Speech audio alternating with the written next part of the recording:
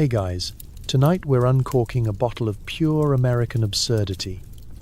The story of how Coca-Cola, a drink that once boasted more cocaine than a Hollywood Hills after-party, became the comforting fizz at every family picnic, soda fountain, and dental appointment in the land of the free. That's right. While your grandparents were preaching temperance, they were probably sipping something that could pep up a corpse and polish your silverware at the same time. Before we go any further, take a second to like the video and subscribe. But only if you actually enjoy this sort of late-night journey through history's weirdest kitchen cabinets. Drop a comment with where you're listening from. Now, let's set the mood. Dim those lights. Switch on a fan for that vintage 1920s speakeasy white noise. Slip into something more comfortable. Let's play a little mental trivia. Have you ever wondered what life would be like if your doctor prescribed you a nice cold glass of soda for your migraines and your existential dread? Or why the most American beverage on earth started as a pharmacist's side hustle, complete with a dash of narcotic spice? Do you ever lie awake pondering if you could have survived the Prohibition era, where beer was illegal, but Coca-Cola was still there to help you do your taxes, invent jazz, and maybe fight Godzilla? Was soda really safer than water? Did people honestly buy Coca-Cola for their children or their horses? Would you have thrived as a 1920s teetotaler? Or just ended up the proud owner of the world's most overstimulated mustache? Congratulations! You've just woken up at 1922. Prohibition is in full swing. Alcohol is banned. Jazz is blaring. And the most exciting thing at the bar is the mysterious brown syrup bubbling behind the counter. Welcome to America, where everyone's dry, but nobody's calm. Step into a sticky, gas-lit pharmacy in 1886 Atlanta, where Dr. John Stith, Pemberton, part-time pharmacist, full-time wounded Civil War vet, decides to invent a brain tonic with enough sugar to stun a horse and enough cocaine to keep your grandma awake for 3 days. You're here for a headache cure, but what you get is history's most legendary sugar rush. Let's set the scene. The air is thick with the smell of turpentine, musty liniment, and hope.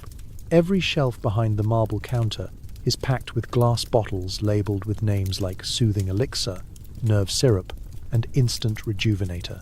Most of these could double as floor cleaner or, in a pinch, embalming fluid. You walk in because your head hurts, your nerves are shot, and the only thing stronger than your pain is your suspicion that modern medicine is just people making it up as they go. Dr. Pemberton, sporting a moustache that's 1/3 southern charm and 2/3 anxiety, greets you with the cheerful weariness of a man who's seen too much. He's got a permanent limp, a souvenir from a saber wound, and a passion for pharmacology that mostly involves mixing everything in arm's reach and waiting to see what explodes. You explain your symptoms. Headache? Yes, but also general life malaise, fatigue, and the kind of existential dread that only comes from reading too many late 19th century newspapers. He nods sagely, as if all life's mysteries can be solved by something sweet and slightly dangerous. You know what you need? He says, brandishing a measuring cup with the gravitas of a man about to invent brunch. A tonic for the brain. He starts to work. First, a generous pour of sugary syrup. Not just a spoonful, more like the entire spoon. Then, the magic ingredient. Coca leaf extract, straight from South America. Delivered by train, and probably blessed by at least one confused customs official. Next comes the cola nut. Because if you're going to invent a new beverage, you might as well double down on the caffeine. There's also a dash of something herbal and a whisper of caramel coloring, because you wouldn't want your medicine to look healthy. He stirs. The concoction bubbles and fizzes in its glass beaker like a mad scientist's potion. except this one is meant to be served over ice with a side of optimism. The color is a dark, mysterious brown, the shade of confidence or possibly old pennies. The first sip burns, then soothes, then sets your soul on fire in a way no healthy lifestyle has ever managed.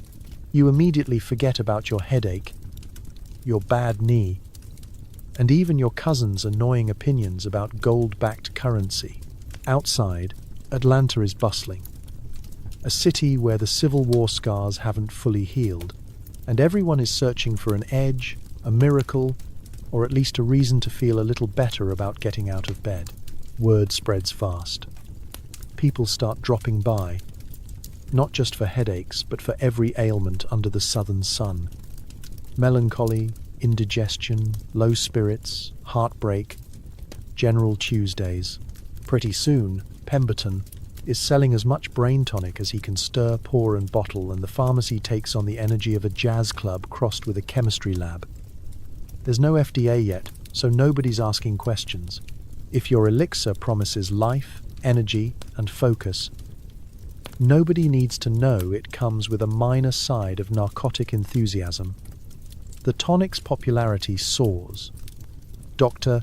Pemberton starts daydreaming about a future where every American can pop into their local soda fountain and emerge happier, peppier, and possibly vibrating at a higher frequency. The truth? You're not just buying medicine. You're drinking the future. Coca-Cola is about to become the most accidental sensation in American history, one refreshing headache remedy at a time. And as you step out onto the Atlanta street, you realize you feel amazing. You've forgotten your own name, and you just might invent jazz by breakfast. That's the secret recipe. A little science, a lot of sugar, and the kind of wild optimism only possible before anyone invented liability insurance. Welcome to the first sip of America's favorite drink. Good luck sleeping tonight. Imagine a world where side effects may include euphoria, and wanting to dance with the mailman is not a warning, but a sales pitch. You sip your newfangled health drink and realize you're halfway to starting a jazz band in your living room. The early days of Coca-Cola were less about refreshment and more about professional multitasking. Let's talk multitasking. The kind only possible in an era when the average prescription included alcohol, opium, and a wink from your pharmacist. It's 1890, and you've got a cough, a case of the blues, and possibly gout. What you need is something soothing, invigorating, and above all, available without a prescription. Enter Coca-Cola, the temperance drink with a kick that makes you forget your temper and your laundry list of medical complaints. You step up to the marble counter, flanked by polite society, matrons and local businessmen who look like they haven't blinked in hours. The soda jerk grins knowingly as he pours your glass. There are no child-proof caps, no warning labels, just an ornate sign advertising nervous system restoration and gentle stimulation of the faculties. You're not entirely sure which faculties, but it sounds promising. As the bubbles tickle your nose, you notice a stack of pamphlets touting Coca-Cola's benefits, cures for headache, fatigue, toothache, and, for reasons never explained, female hysteria. There's even a vague promise that it will make you more sociable, which is reassuring, because you just agreed to sponsor the town square dance, and you don't even own shoes. It's the golden age of patent medicines, and the market is a free-for-all. Every pharmacist in America is trying to outdo the next with tonics, syrups, and elixirs, most of which contain ingredients you'd need a special permit to import today. There's Dr. Jones's magic, soothing elixir, now with more opium, Mrs. Wiggins' miracle restorative, best enjoyed in moderation, but nobody does. And, of course, every flavor of cough syrup that can double as paint stripper. Coca-Cola slides into this market with an energy that borders on reckless. Ads promise delicious and refreshing, with a sly nod to the fact that you'll be both awake and blissfully unconcerned about your cholesterol. And unlike other medicines, you don't have to suffer through bitter brews or suspiciously chunky syrups. Coke tastes good. Too good. You finish your glass and immediately want another. You probably want to buy stock in the company too, but that's the euphoria talking. Let's not forget the business side. Coca-Cola's founders aren't just pharmacists, they're hustlers, capitalists, and accidental mad scientists. Pemberton's original formula is quickly bought up, sold, resold, and refined by men with an eye for profit and a disregard for subtlety. Asa Candler, an early investor, realizes that with the right marketing, Coca-Cola could sell not just as medicine, but as a lifestyle. The product shifts from pharmacy counters to soda fountains and then, soon enough, to bottle form, ready to travel anywhere an American might need a pick-me-up. The result? America becomes a nation of alert, chatty, slightly vibrating consumers. Lunch breaks turn into Coke breaks. Boardrooms are suddenly full of bright ideas and erratic doodles. The average Sunday school teacher has more energy than a room full of caffeinated squirrels. And somewhere, a group of investors is counting money faster than the ingredients list can be read out loud. Of course, not everyone is thrilled. Some doctors grumble about overstimulation. Temperance unions worry that Coca-Cola might be too enjoyable for the moral good of the public. Meanwhile, sales soar, and the formula stays just mysterious enough that nobody's asking too many questions. So you finish your second glass, feeling a strange mix of optimism, nervous energy, and the sudden urge to alphabetize your sock drawer. The line at the counter never gets shorter. Capitalism has found its new champion. A cough syrup turned cultural phenomenon, powered by chemistry and sold with a grin. The early days of Coca-Cola weren't about quenching thirst. They were about chasing that perfect, sparkling, mildly unhinged feeling, one sip at a time. Welcome to history's most productive sugar high. You're sweating through your best wool suit in the Georgia sun, so you step into a soda fountain for relief. The air is thick with perfume, politics, and patent medicine. The pharmacist slides you a glass of bubbling brown mystery. Trust me, he says. It's invigorating. You're about to believe him. Let's take a moment to appreciate your situation. It's the 1880s 0S, and Atlanta in summer is about as forgiving as a tax collector on commission. Your shirt is glued to your back, your eyebrows are sweating, and every carriage that rattles past kicks up more dust than a desert stampede. It's the kind of heat that makes you rethink your life choices and your wardrobe.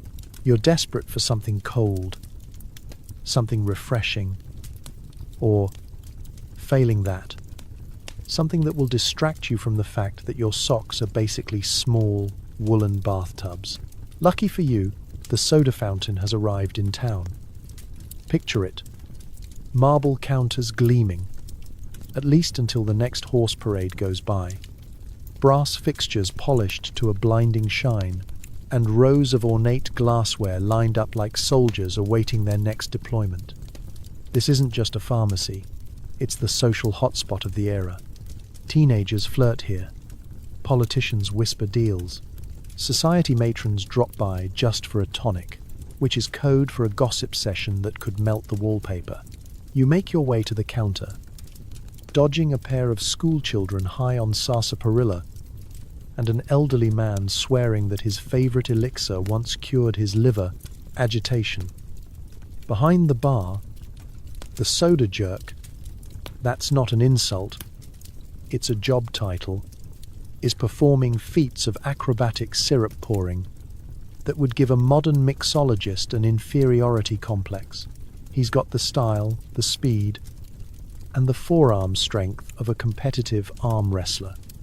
His vest is tight, his hair is parted with military precision, and he wields his soda siphon like a conductor's baton. Soda fountains aren't just about the drinks, they're about the show. Each glass is made to order. Syrups are measured, ice is cracked, and carbonated water is dispensed with a satisfying hiss. Your invigorating glass fizzes to life, frothy and mysterious, topped with just the right amount of crushed ice to guarantee brain freeze and short-term happiness. It smells vaguely of caramel, cola nut, and the faintest whiff of whatever the pharmacist had left over from the last experiment. This is not a time for questions. You take your first sip. It's cold. It's sweet.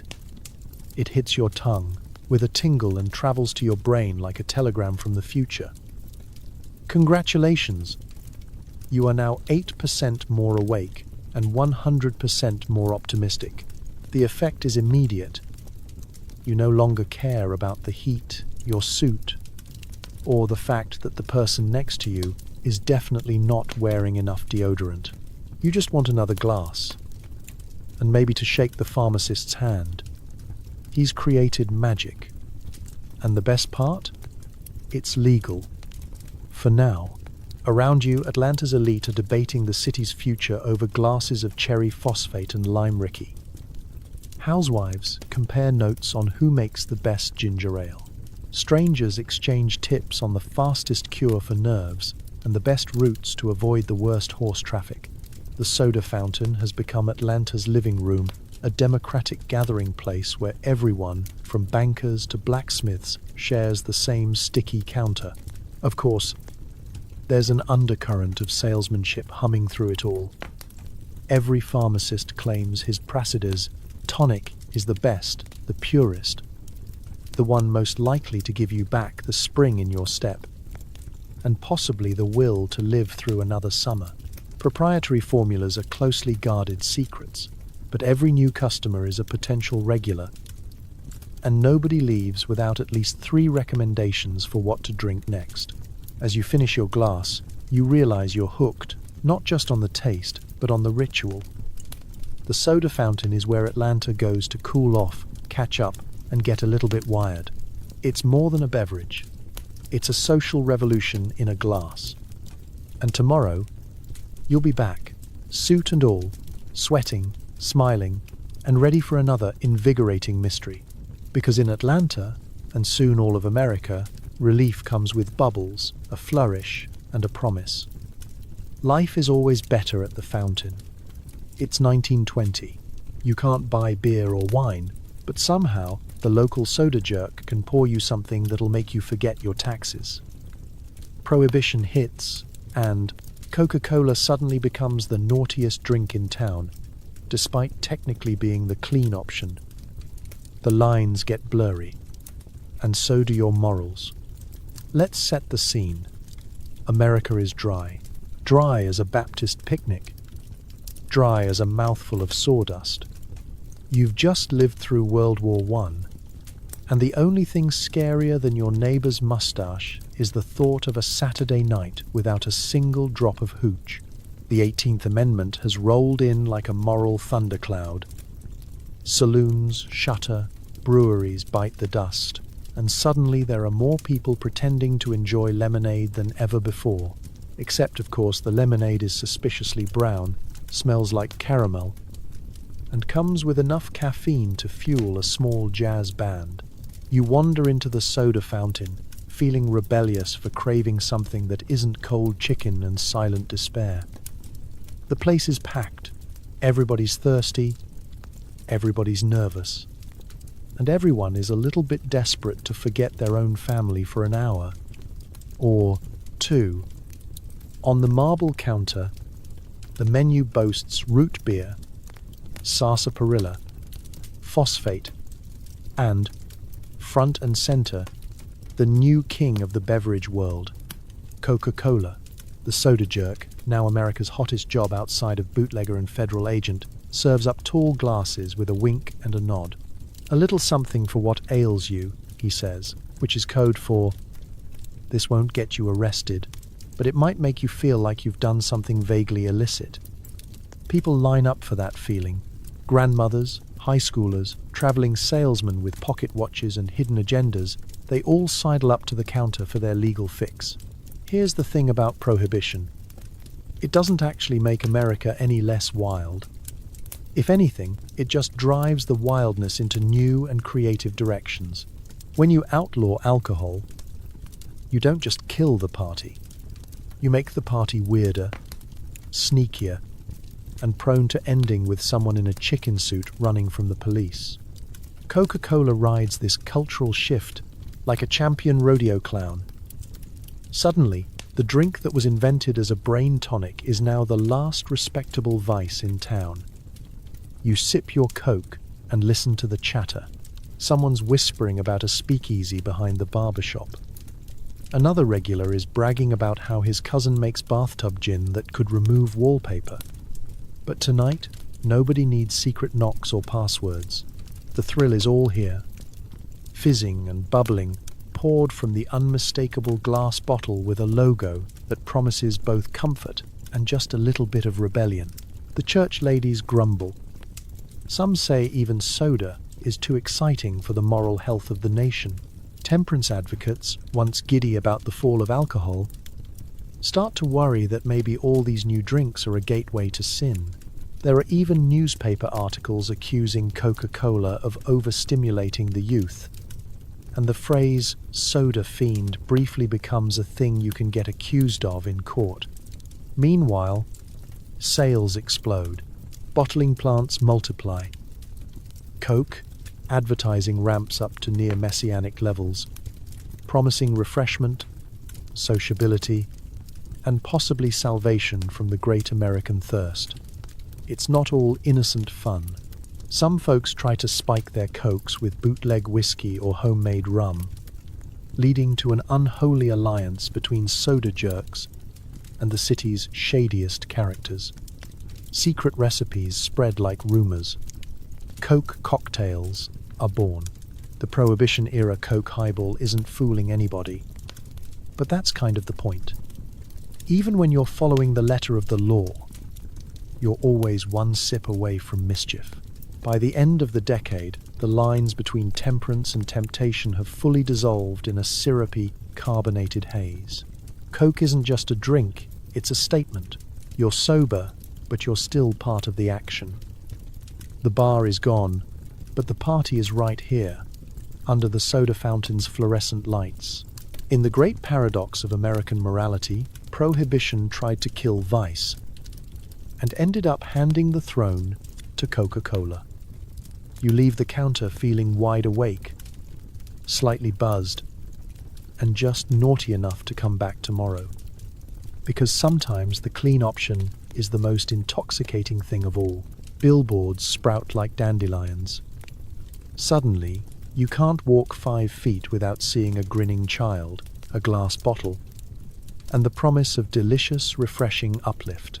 You realize America is about to be marketed into a frenzy, and you're not immune.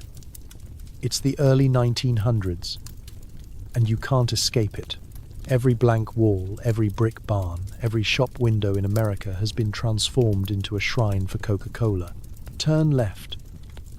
A painted mural of a pretty woman holding up a frosty glass with the devotion of someone being offered the last parachute on the Titanic. Turn right.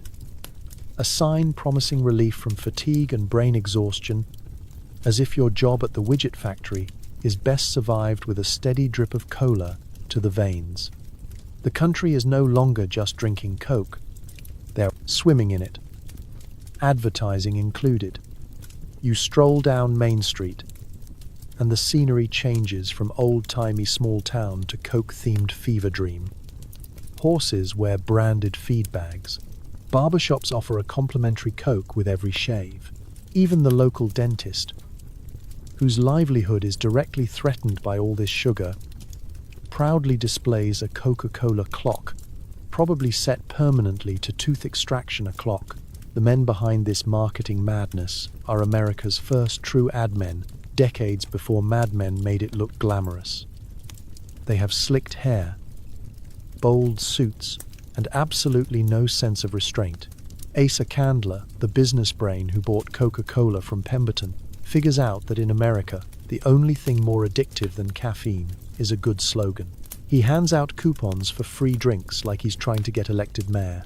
He blankets every newspaper, trolley car, and country store with hand-painted signs declaring Coca-Cola the best thing since, well, ever.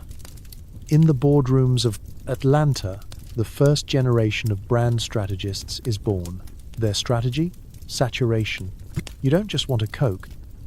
You need to see the logo so many times your dreams start featuring polar bears and bottle caps. The classic Spencerian script, flowing and elegant, is plastered on every available surface until you're pretty sure it's the only cursive word you know how to read. Delicious and refreshing. Drink Coca-Cola. Thirst knows no season. You might forget your own anniversary, but you'll never forget these slogans. And the imagery? It's a parade of pure optimism. Cherubic children hoist bottles bigger than their heads. Impossibly wholesome teenagers sip together on park benches, and well-dressed couples toast each other at soda fountains in a moment so wholesome it might violate modern privacy laws. According to Coke's ads, there is no problem that can't be solved with a glass of syrupy brown effervescence. Headache? Have a Coke. Hot day? Have a Coke. Existential dread about modern life? The answer, as always, have a Coke. Even Santa Claus gets a makeover. The bearded saint morphs from a spindly, vaguely suspicious old man into the jolly, red-suited embodiment of Christmas cheer. All because Coca-Cola's artists needed a winter campaign. Now, when you think of Santa, you think of a guy with a Coke bottle in his mitten and a glint of sugar-fueled mischief in his eye. Suddenly, the holidays aren't just about family and faith. They're about beverage branding too. You're not immune, of course. You try to resist. You tell yourself you'll just have water at lunch, but there's a sign above the cooler. You plan to walk right past the pharmacy, but they're offering a nickel, a glass special with banners so big they block out the sundae. You give in. You're human. Besides, all your friends are doing it. By 1920, Coca-Cola's marketing machine has achieved what most religions only dream of. Universal recognition, unwavering loyalty, and a lot of very happy, slightly jittery followers. You realize you haven't just been sold a drink. You've been sold a lifestyle, a dream, and a permanent place on America's collective sweet tooth. So you smile, sip, and surrender. Because when advertising goes wild, nobody stands a chance against the world's greatest sugar rush in a bottle. Let's talk ingredients. You peer into the bottle, wondering just how much pep is in your pep tonic. The answer: enough to make Sigmund Freud jealous. It's not a bug, it's a feature, and nobody's hiding it. In the Gilded Age pharmacy, there's no such thing as too much of a good thing, especially if it comes in powder form and comes from somewhere slightly mysterious. You've heard rumors that the Coca-Cola syrup is laced with extract of coca leaf.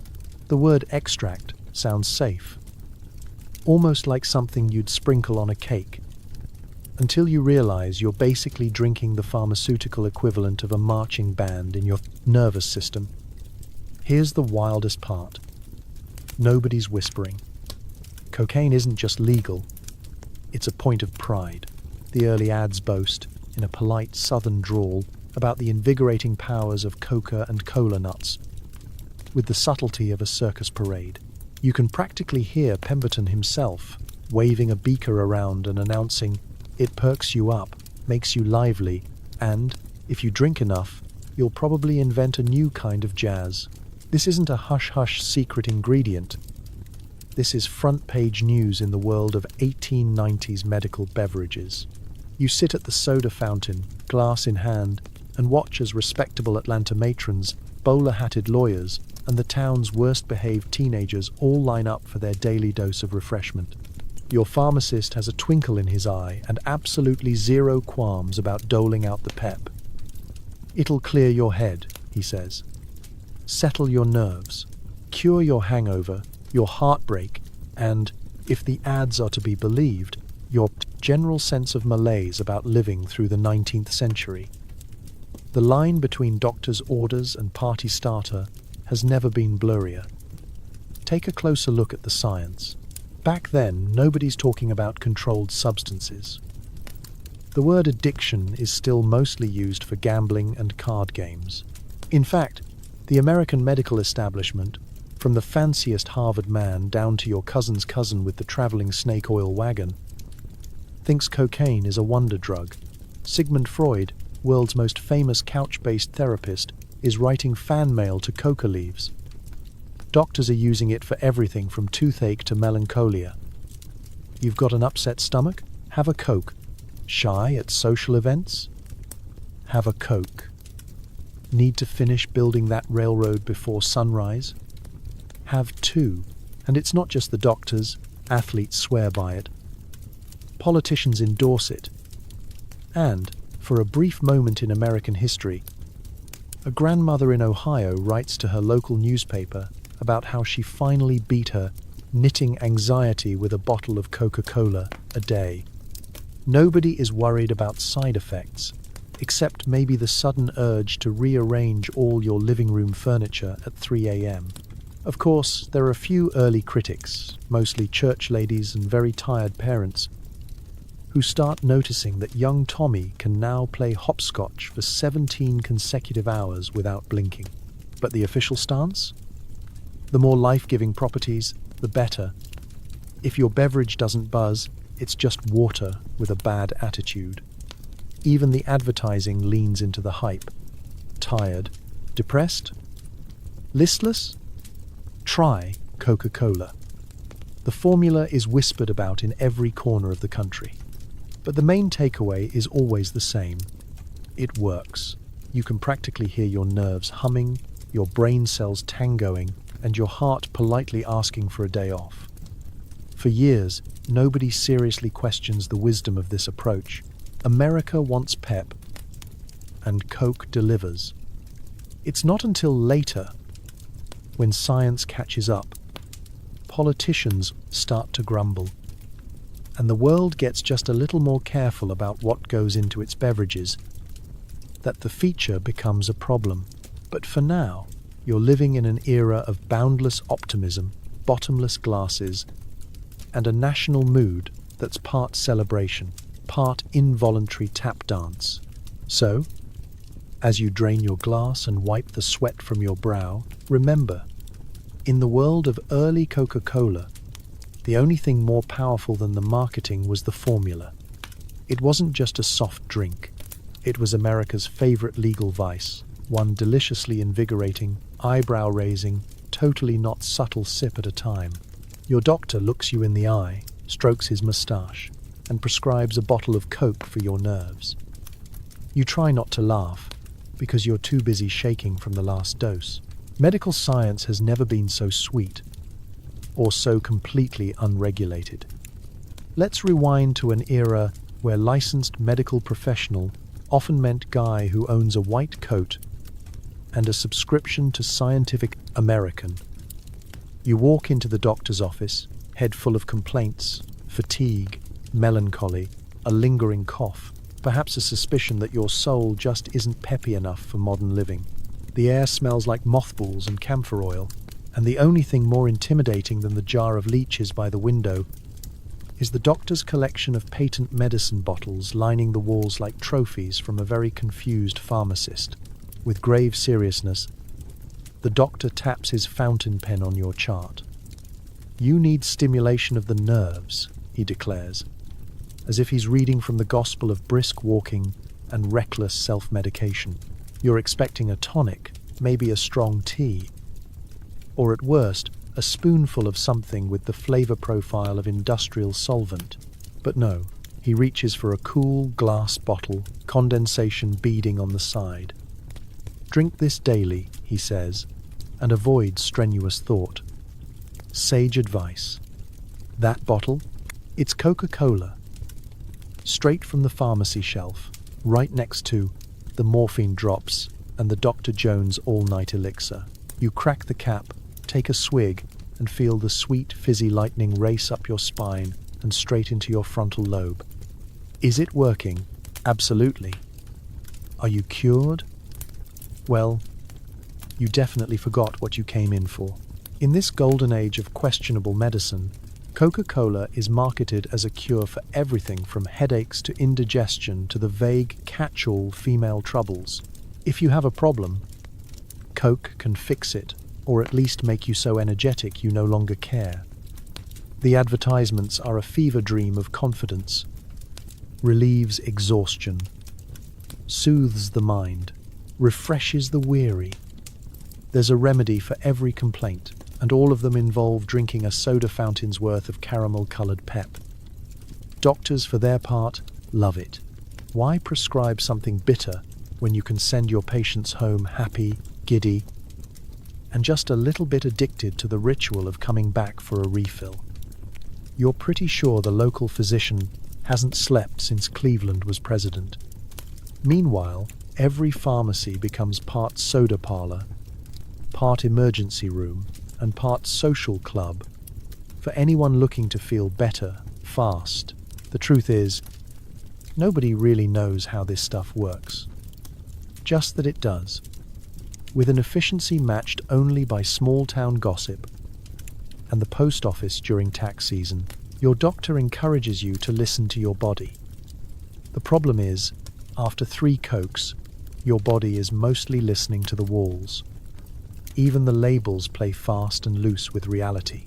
Some bottles come with friendly reminders that Coke is not a stimulant, sure, and water isn't wet, or that it contains only the finest medicinal ingredients. If you read the fine print, you'll find a cocktail of coca leaf, cola nut, and a heroic dose of sugar, enough to turn the shyest patient into a motivational speaker by lunch. The medical establishment is all in. Hospitals offer Coke to patients recovering from surgery, and the family doctor's toolkit is just as likely to include a bottle opener as a stethoscope. For children, why not? It's less dangerous than street milk, and certainly tastier than the home remedies your grandma recommends. You can't help but notice the side effects. A sudden urge to reorganize your pantry, the ability to read by moonlight, and a constant humming sense of possibility. Sure, your nerves are better, mainly because they're now operating at the speed of a telegraph operator during a thunderstorm. By the time you leave the doctor's office, you're convinced. You may not be healthier, but you're definitely happier, a little more optimistic, and marginally more likely to buy stock in the Coca-Cola company. Medical science has moved on, but for a golden, syrupy decade, the best prescription for whatever ailed you was simple. Take 2 Cokes and call in the morning. Every pharmacy in America is trying to outdo Coke. There's celery cola, dope, and something called Moxie, which tastes like carbonated regret. You sample them all because you're not a quitter. Your taste buds will never forgive you. It's 1905, and the patent medicine aisle is where taste buds go to test their faith in humanity. The whole country has soda fever. Every town, every corner, every mustachioed pharmacist with access to a barrel and a dream. Coca-Cola's success has triggered an arms race of creativity, desperation, and unlicensed chemistry. If it can bubble, fizz, or leave you wondering if you accidentally swallowed a liniment, someone will slap a label on it and call it a vital tonic. You start at the top of the soda food chain. Celery cola greets you with the cool promise of vegetables, but what you actually get is the taste of a nervous breakdown served over ice. Next up is dope, a drink whose main selling point is that nobody can remember what's actually in it. Possibly sassafras, possibly a cry for help. You've barely finished swallowing when the pharmacist offers the bottle of Moxie. The label swears it's full of nerve food and invigorating properties, but it tastes like somebody dared a root beer to get a PhD in bitterness. You can't decide if you feel smarter, angrier, or just deeply confused. Every drink is a roll of the dice. There's Cheer Up, a lemony concoction that's so tart it could etch glass. And Pepsi, which at this stage in history is still a low-budget digestive aid and not yet Coca-Cola's nemesis. Someone hands you a bottle of Vim. It's not clear whether you're supposed to drink it or rub it on your joints. Dr. Pepper arrives on the scene, claiming to have 23 flavors, but you can only identify 3, sugar, mystery, and nostalgia, for when you could taste things normally. The competition is fierce and occasionally unhinged. Every bottle boasts of unique health benefits. One promises to cure melancholy and foot odor. Another claims to boost your intestinal fortitude. There's even a kidney wow that probably works mostly by scaring you into drinking water instead. Slogans are everywhere. It puts pep in your step. For that youthful zing, recommended by people who've survived it. Behind the counters, soda jerks develop their own loyalty. Some are devoted to Coke, others to the plucky upstart Royal Crown, while a few have sworn their souls to the murky, minty waters of Hire's root beer. Each camp has its rituals and secret mixes, with customers sneaking in for their favorite house blend the way today's hipsters hunt for artisanal espresso. The wildest part? These drinks aren't regulated. The only limit is your willingness to experiment and your ability to ignore the taste of medicinal herbs and creative spelling on the label. Some sodas are so full of sugar and caffeine that you could use them to jumpstart a Ford Model T. Others have natural flavors which, according to the FDA's later definition, could mean anything from a splash of real fruit to a suggestion from a passing raspberry. It's the soda equivalent of the Wild West. You try them all, one after another. By the time you finish your 5th elixir, you're not sure if you're cured of your ailments or have acquired several new ones. You've experienced bitterness, mouth-coating sweetness, and at least one aftertaste that might require a priest. And yet, people love it. For every Coke loyalist, there's someone who swears by Moxie, someone else who's oddly passionate about celery cola, and a few folks who just like the thrill of the unknown. America's soda obsession is about more than flavor. It's about hope, novelty, and the belief that the next bottle might finally be the miracle cure, or at least a fun story to tell your grandchildren. So you burp politely, wipe your mouth, and give thanks to your taste buds for their bravery. In the jungle of rival elixirs, you've survived, and that's no small feat. With the saloons shut down, the real action moves to the soda fountain. It's loud, it's busy, and everyone's just a little bit wired. You grab a seat next to a Sunday school teacher and a man selling hair tonic. Nobody here is drinking alcohol, but everybody's up to something. You've landed in the Prohibition era, a time when America decides the only thing more dangerous than bathtub gin is unregulated fun. Gone are the days of swinging doors and grizzled bartenders. In their place, marble countertops stretch beneath gleaming brass taps, manned by soda jerks with more showmanship than a traveling circus and hair pomade strong enough to withstand a hurricane. Take in the scene. The place hums with the white noise of a half-dozen conversations and a half-dozen more sugar highs. Every table is packed. Children trade marbles, grandmothers gossip, and local businessmen plot their next big deal over phosphate and pie. There's the gentle hiss of carbonated water, the clink of ice in glass tumblers, and the periodic whoosh as a soda jerk pulls a lever with the gusto of a man launching a rocket to Mars. These are the new American bars. Only instead of whiskey, the drinks come in every hue of the rainbow, each topped with an audacious mountain of whipped cream, a cherry, and maybe a half-hearted slice of banana if you looked like you could use some vitamins. The black sheep of your family, who once ordered whiskey neat, now demands a cherry lime Ricky, extra phosphate. The regulars don't even miss the hangovers. The soda fountain is a stage, and the soda jerk is both bartender and magician. Watch him sling glasses, flip scoops, and spin tales about secret recipes and mysterious ingredients.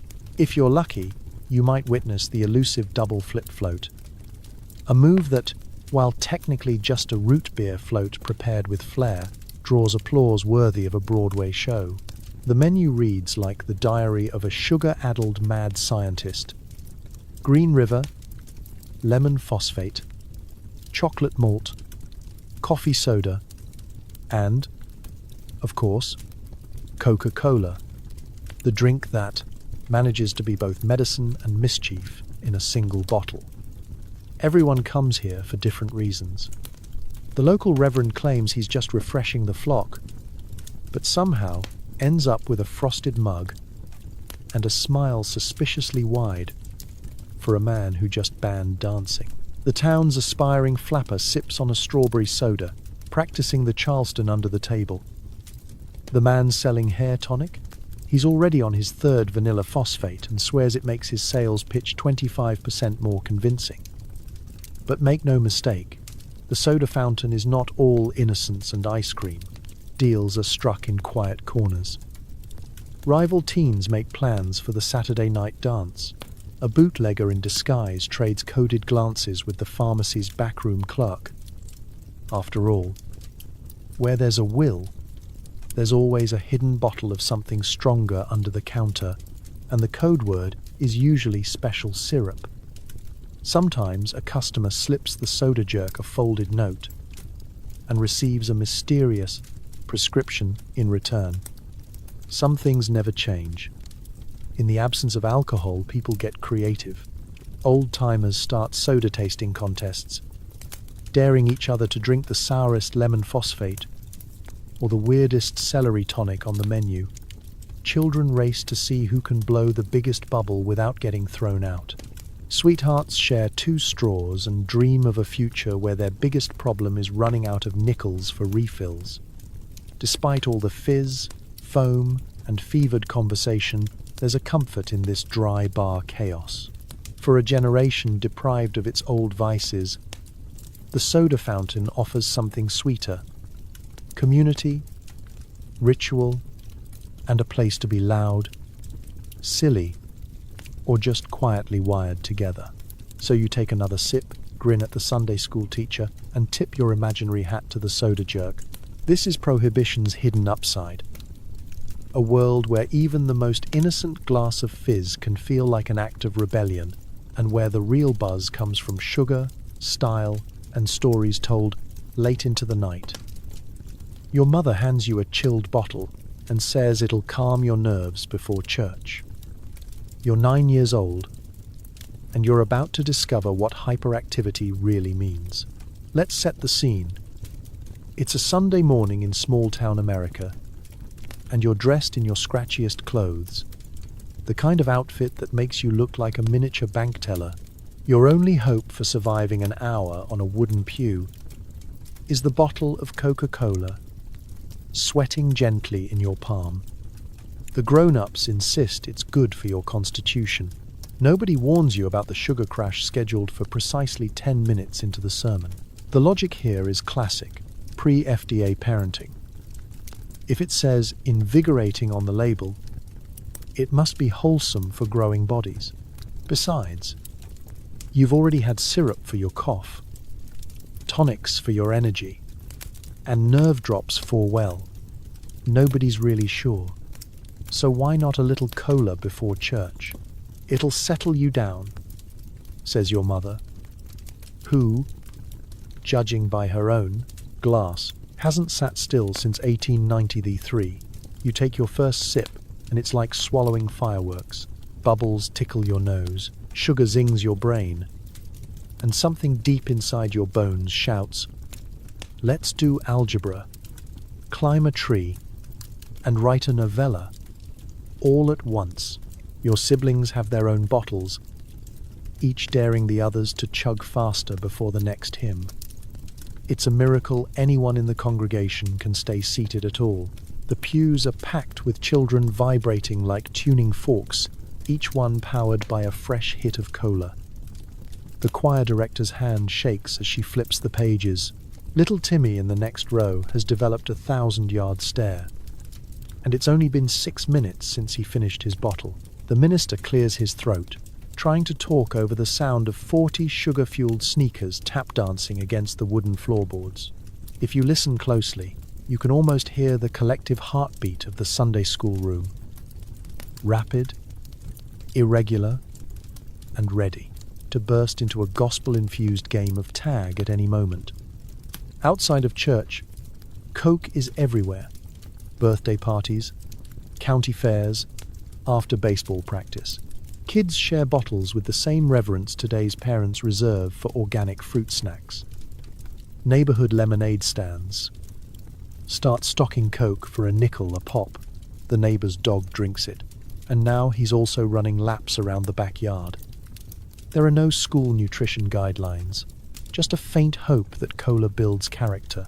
Teachers hand out Coca-Cola to reward good behavior, which usually backfires when recess turns into a speed-walking competition to the moon. Lunchboxes are heavy with glass bottles, and mothers sigh in relief when the soda's medicinal value is cited in ads. The only thing kids don't get is coffee, because, of course, that's too stimulating. Meanwhile, the Coke ads double down.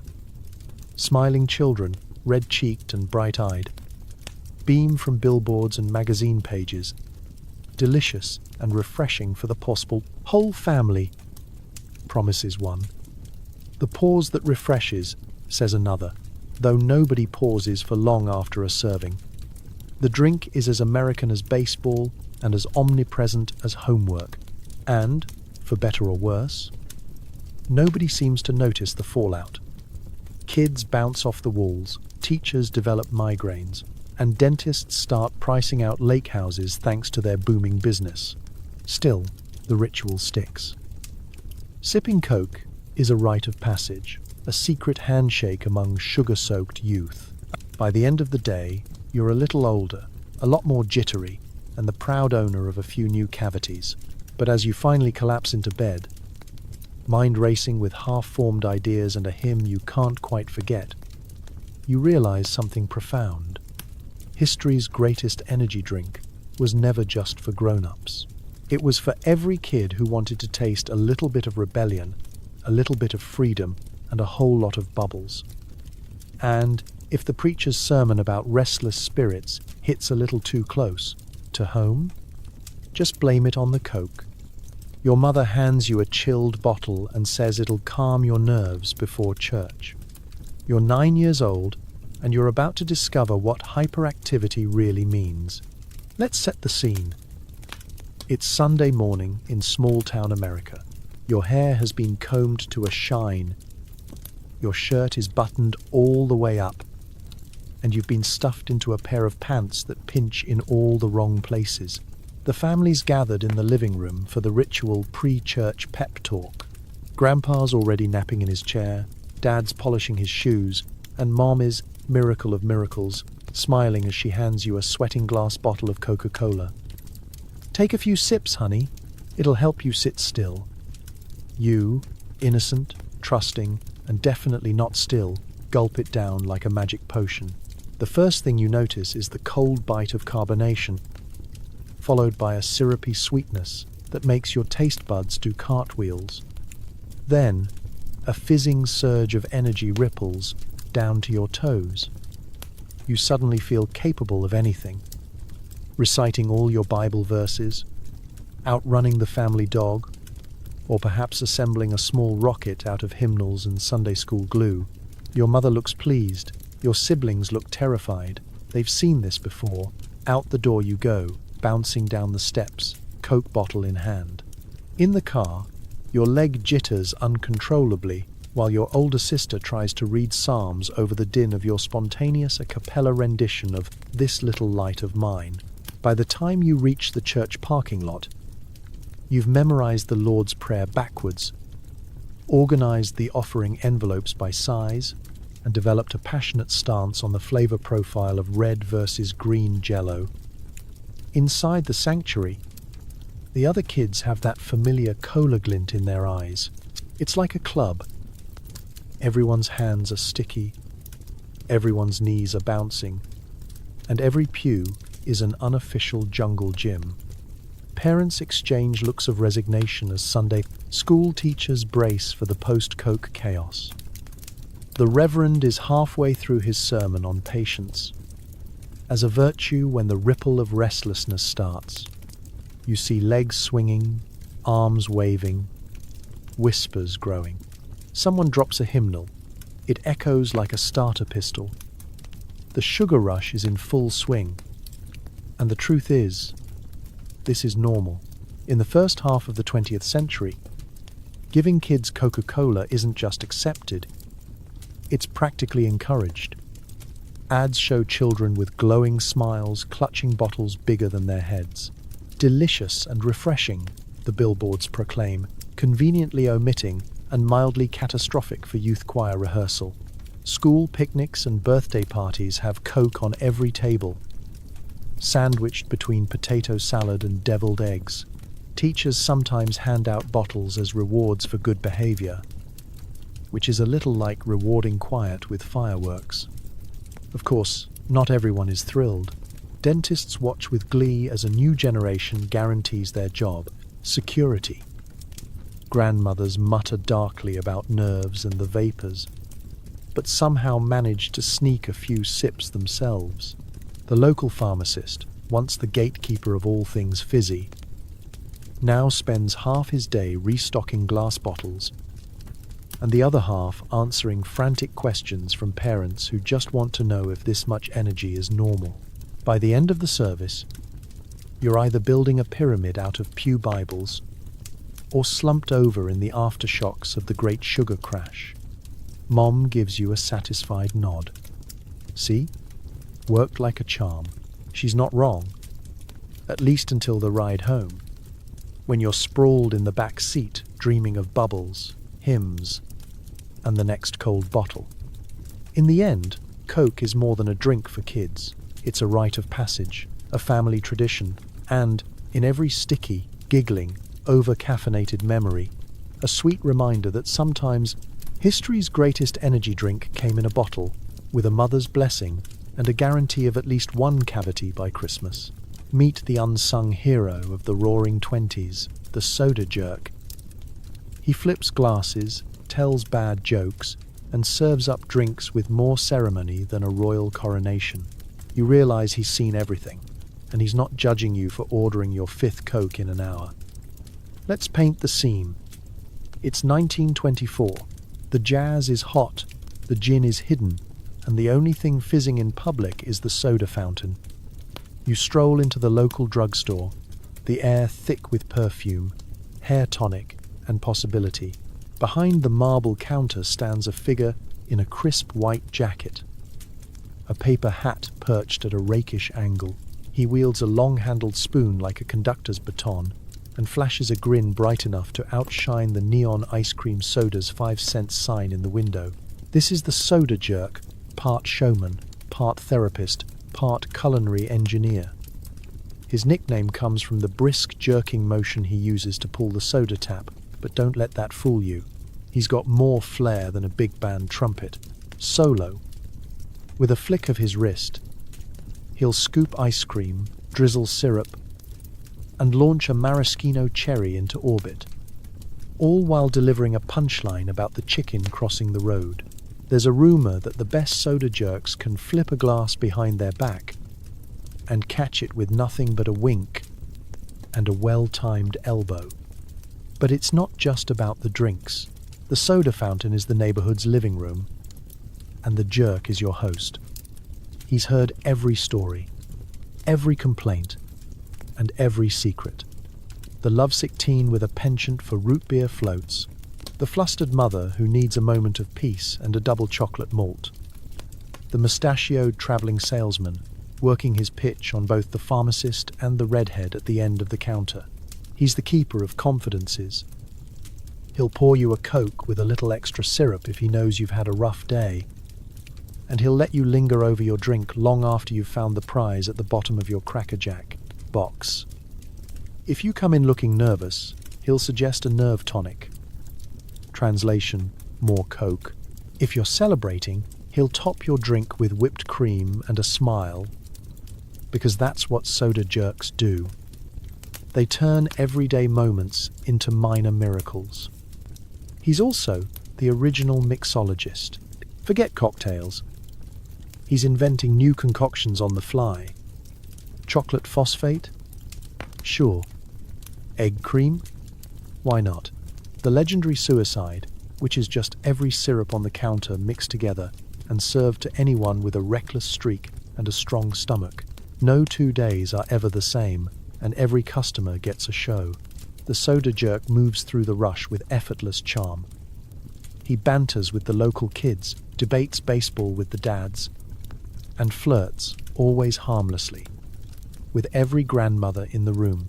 His jokes aren't always funny, but in a world where laughter is sometimes in short supply, they're always appreciated.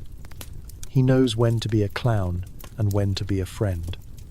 And when someone orders their 5th Coke in an hour, he just grins, refills the glass, and asks if you want a little extra ice for the road. People confide in him because he listens. He dispenses advice as easily as soda. Sometimes good, sometimes just the verbal equivalent of a sprig of mint. He knows who's sweet on whom, who's up for a promotion, and who's hiding bootleg gin in their purse. By the time you leave, you realize the soda jerk wasn't just serving drinks. He was serving up a little slice of community, one glass at a time. In a decade famous for its secrets, he was America's true bartender. And no matter how many Cokes you order, you always feel better for it. It's the early 1900s. Whispers of maybe too much cocaine start to trouble the air. Politicians, pastors, and worried mothers want answers. The formula begins to change. And suddenly, Coke's kick isn't what it used to be. Let's set the scene. The world is tilting toward the future, and suddenly, everyone's suspicious of what's bubbling in their glass. You're at your usual soda fountain, but the mood is different. The soda jerk is quieter, casting nervous glances at the headline in today's paper. Nation's favorite drink under scrutiny. It turns out, invigorating is a little too invigorating for comfort, and a few too many grandmothers are jitterbugging at family gatherings. The whispers start as harmless gossip. Did you hear Mrs. Finley's boy drank 3 Cokes and started reciting Shakespeare backwards? One church lady asks. There are rumors that Coca-Cola makes people too excitable, too friendly, and, in some cases, too willing to start impromptu dance marathons at Sunday school picnics. In small towns and big cities alike, folks are suddenly reading the label with the intensity normally reserved for love letters and overdue bills. Politicians sense an opportunity.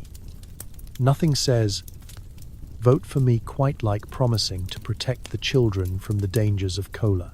Campaigns spring up, demanding pure food and pure families. Temperance leaders who once celebrated Coke as a safe alternative to whiskey now look at the bottle with suspicion, as if it's about to sprout horns and start quoting Nietzsche. Doctors join in, worried about the national nerve crisis and the troubling sight of 8-year-olds who can beat them in a staring contest.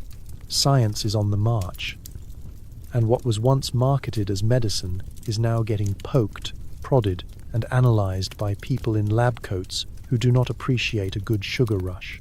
Meanwhile, the pharmacists, those early cowboys of chemistry, start quietly updating their recipes, hoping nobody notices the missing spark.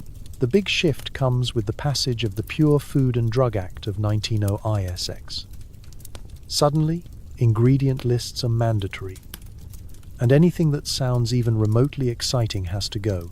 Coca-Cola's leadership is summoned before Congress, where they try to explain, with a straight face, why there's just a little cocaine in the world's most popular beverage. The politicians, unamused, demand reform. Behind closed doors, chemists set to work.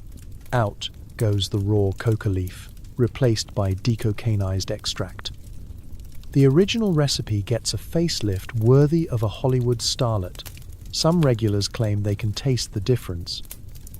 Others just notice the town is a little quieter, and everyone's grandmother suddenly starts napping again. Advertisements do their best to reassure the public. Now, with all the flavor, none of the worry. Just as delicious, but safer for everyone. Slogans grow longer and less catchy. Coke's marketing machine scrambles to invent new reasons to drink up, emphasizing refreshment, family values, and, eventually, adorable polar bears. Still, there are doubters. Every generation has someone who swears, "It tasted better back in my day," and, for once, they might be right. But here's the truth. The spirit of the drink doesn't disappear. People keep coming back for the bubbles, the sweetness, the promise of a little lift, just without the surprise, interpretive dance session. If anything, Coke's survival through the Great Reform era is proof of American adaptability. The formula changes, the world keeps spinning, and by 1917, Coca-Cola is still everywhere. Picnics, baseball games, Sunday socials, and, yes, still in the lunchbox of every child whose parents haven't read the latest science article. By the time you order your next Coke, the controversy has faded.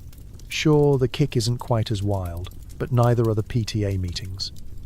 Life goes on, and as the world sobers up, at least a little, Coke slides comfortably into its new role. Less wild miracle tonic, more family-friendly icon, because in America, you can take the good stuff out of the bottle, but you can't take the bottle out of America's heart. How do you change the most addictive drink in America without telling anyone? Very carefully, and with a lot of clever marketing. You're about to find out why nobody missed the original magic. Let's set the scene. It's the dawn of the 1910s, and the winds of reform are blowing through every kitchen, pharmacy, and soda fountain. The country is getting squeamish about the whole mild narcotic in your children's lunchbox situation. Lawmakers are cracking down. Doctors are scrutinizing ingredients. And suddenly, your favorite glass of Coca-Cola is being treated like a controlled substance instead of an after-school treat. Inside the secret labs of Coca-Cola, a crisis meeting is underway. Men in high collars and nervous mustaches pace the room. The top priority, remove the cocaine, without making it taste like someone dissolved a library fine in seltzer. It's a high-stakes gamble. If the public catches on, the entire fizzy empire could go flat. So, the chemists get to work. They tinker with extracts, boil batches, and whisper about decocainization like it's a magic spell. What does that prize mean? Well, it's less Harry Potter, more Laundry Day. They wash the coca leaves in a bath of solvents to remove all traces of cocaine, leaving behind just enough flavor to keep up appearances. This is the beverage equivalent of pulling off a heist in broad daylight, swapping the crown jewels for rhinestones, and hoping nobody squints. Meanwhile, the marketing department is running distraction like a champion matador. Billboards shout about refreshment and delicious uplift, while not so quietly moving the conversation away from any invigorating properties. The old medicinal ads are quietly retired, and in their place, smiling children, wholesome families, and slogans so squeaky clean you could brush your teeth with them, which, incidentally, you might need to do after your third Coke of the day. The rollout is seamless. Coke quietly shifts from its infamous magic to a new, perfectly legal kind of magic, the sugar rush. People, for the most part, don't notice the difference. Maybe there's a little less pep in your step, a little less danger in your soda run, but there's more fizz, more sweetness, and crucially, zero scandals on the horizon. And here's the genius of it all. The The switcheroo isn't announced with a press release or a parade. It happens in the background, disguised by the noise of jazz bands, the distractions of Prohibition, and the fact that most Americans are now more concerned about bootleg gin than about what's floating in their fountain drinks. If anyone does notice, they're too polite or too addicted to the sugar to complain. The few holdouts who grumble about the good old days are quickly swept up in the marketing hurricane. Coca-Cola launches new campaigns. Pure as sunlight. A treat for the whole family. Suddenly, Coke is less about being an edgy tonic and more about being the backbone of backyard picnics and after-church socials. The magic, it turns out, wasn't just in the ingredients, it was in the ritual, the branding, and the feeling that you were part of a sparkling American story. By the time most folks realize the original zing is gone, they don't really mind. The taste is still familiar, the logo still shines, and let's be honest, there's still plenty of pep. Thanks to the mountain of sugar and a splash of caffeine, the American public has moved on, happily swapping their secret stimulant for a legal crowd-pleasing buzz. As you sip your next bottle, you might wonder if you'd even recognize the difference. But that's the beauty of the great Coca-Cola switcheroo. Nostalgia always tastes sweeter than fact. In the end, nobody really missed the old magic, because by the time it disappeared, the real magic was the habit, the marketing, and the comfort of bubbles rising in a glass, promising that everything in America was, at least for now, refreshingly under control. Even after the cocaine fades, the sugar stays. And it stays, and it stays, until your teeth start filing for divorce. The real addiction was hiding in plain sight. Let's take a good look at your average day in 1925. You walk into a corner store, parched and optimistic, and plunk down a nickel for an ice-cold bottle of Coca-Cola. The soda jerk hands it over with a knowing wink. He's seen what happens to first-timers. You pop the cap and take a sip. It's syrupy, sweet, with just enough bite to make you feel like you could run for mayor or at least sprint to the next county fair. By your second bottle, your dentist is sending you a holiday card. Because here's the wild truth. Long after the chemists have cleaned up the cocaine and the lawmakers have stopped fussing over coca leaves, the real party is just getting started, courtesy of cane sugar. If cocaine was the rock star in Coke's early years, sugar is the backup singer who stuck around and quietly took over the whole show. And in America, business is booming. In an age before empty calories was a phrase anyone worried about, sugar was considered a blessing. Doctors wrote columns on the health benefits of quick energy. Housewives poured it into everything from breakfast grits to canned peas. Grandparents handed out gumdrops with the kind of pride usually reserved for war medals. And Coca-Cola? It was sugar's greatest stage, an endless parade of soda fountains, picnics, and lunchboxes, each bottle delivering more sweetness than a Valentine's Day candygram. You start to notice the symptoms. Kids bounce off walls like caffeinated pinballs, their giggles ringing out across the neighborhood. At family suppers, adults joke about having a little pick-me-up with dessert, then spend the rest of the evening reorganizing the silverware drawer and explaining the benefits of indoor plumbing to anyone who'll listen. The phrase sweet tooth starts to sound less like a figure of speech and more like a formal diagnosis. But nobody's worried. Sugar is everywhere, and everyone is in on the secret. Coca-Cola launches campaigns celebrating its pure, wholesome ingredients. Newspapers run features about the wonders of modern food science, complete with smiling children and zero mention of insulin. Advertisers frame sugar as the taste of modern life, progress in a bottle, the future in syrup form, and Americans, always eager for a shortcut to happiness, line up for the next sweet sip. Dentists, meanwhile, See the writing on the wall and on their patients' x-rays. The local dental office starts looking more like an assembly line. Cavities become a childhood milestone.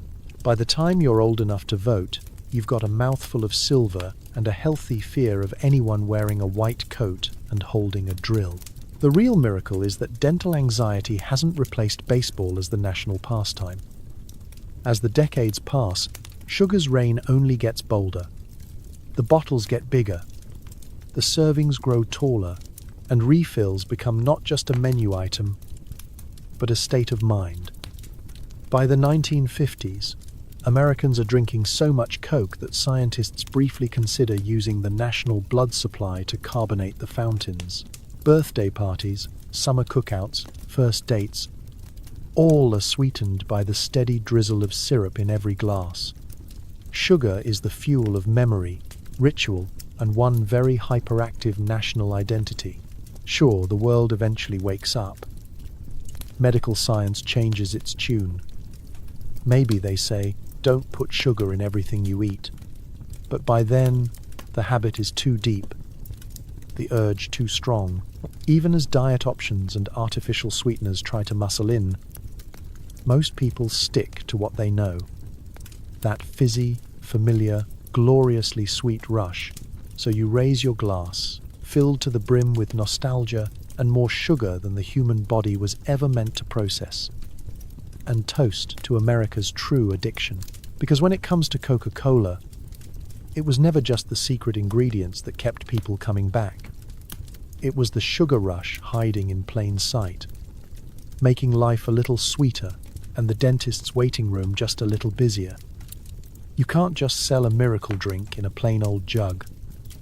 The race is on to create the world's most recognizable bottle shape. You, the consumer, suddenly care deeply about glass curves and embossed logos. Let's set the stage. It's the early 1900s, and the world is awash in sodas. Everyone and their uncle is bottling up a fizzy tonic and calling it a health revolution. Pharmacies, soda fountains, and grocery stores are crammed with glass containers of every size, shape, and shade of green. At first, you're happy enough to grab a bottle, any bottle, that says cola, and promises a jolt of energy and a brief vacation from reality. But before long, the field is crowded. Every bottle looks more or less the same, like a lineup of suspects in a particularly sweet-natured police drama. Coca-Cola's head honchos start to panic. How will their magic elixir stand out in this sea of sameness? Anyone with a glassblower and a vague sense of adventure can slap cola on a bottle and cash in on the trend. The imitators multiply. Coca-Cola, colder, cola, even Coke. Some don't even bother changing the label, just the font. Bootleggers and bootstrappers alike are hawking knockoffs in bottles that barely survived the train ride from the factory. What Coca-Cola needs is a game changer. A bottle so distinctive you could pick it out in the dark. Or, as one executive famously put it, recognize it even if it was smashed on the ground. The call goes out to America's glass companies, a challenge worthy of an Olympic event. Glassmakers huddle over blueprints, pull all-nighters, and probably consume enough syrup to power a county fair. The winning idea comes from the Root Glass Company of Indiana, whose team is inspired by the curvy silhouette of a cacao pod. Ironically, nobody on the design team knows what a coca leaf looks like, but that's a detail for the historians. And so, in 1915, the world meets the iconic Coca-Cola contour bottle.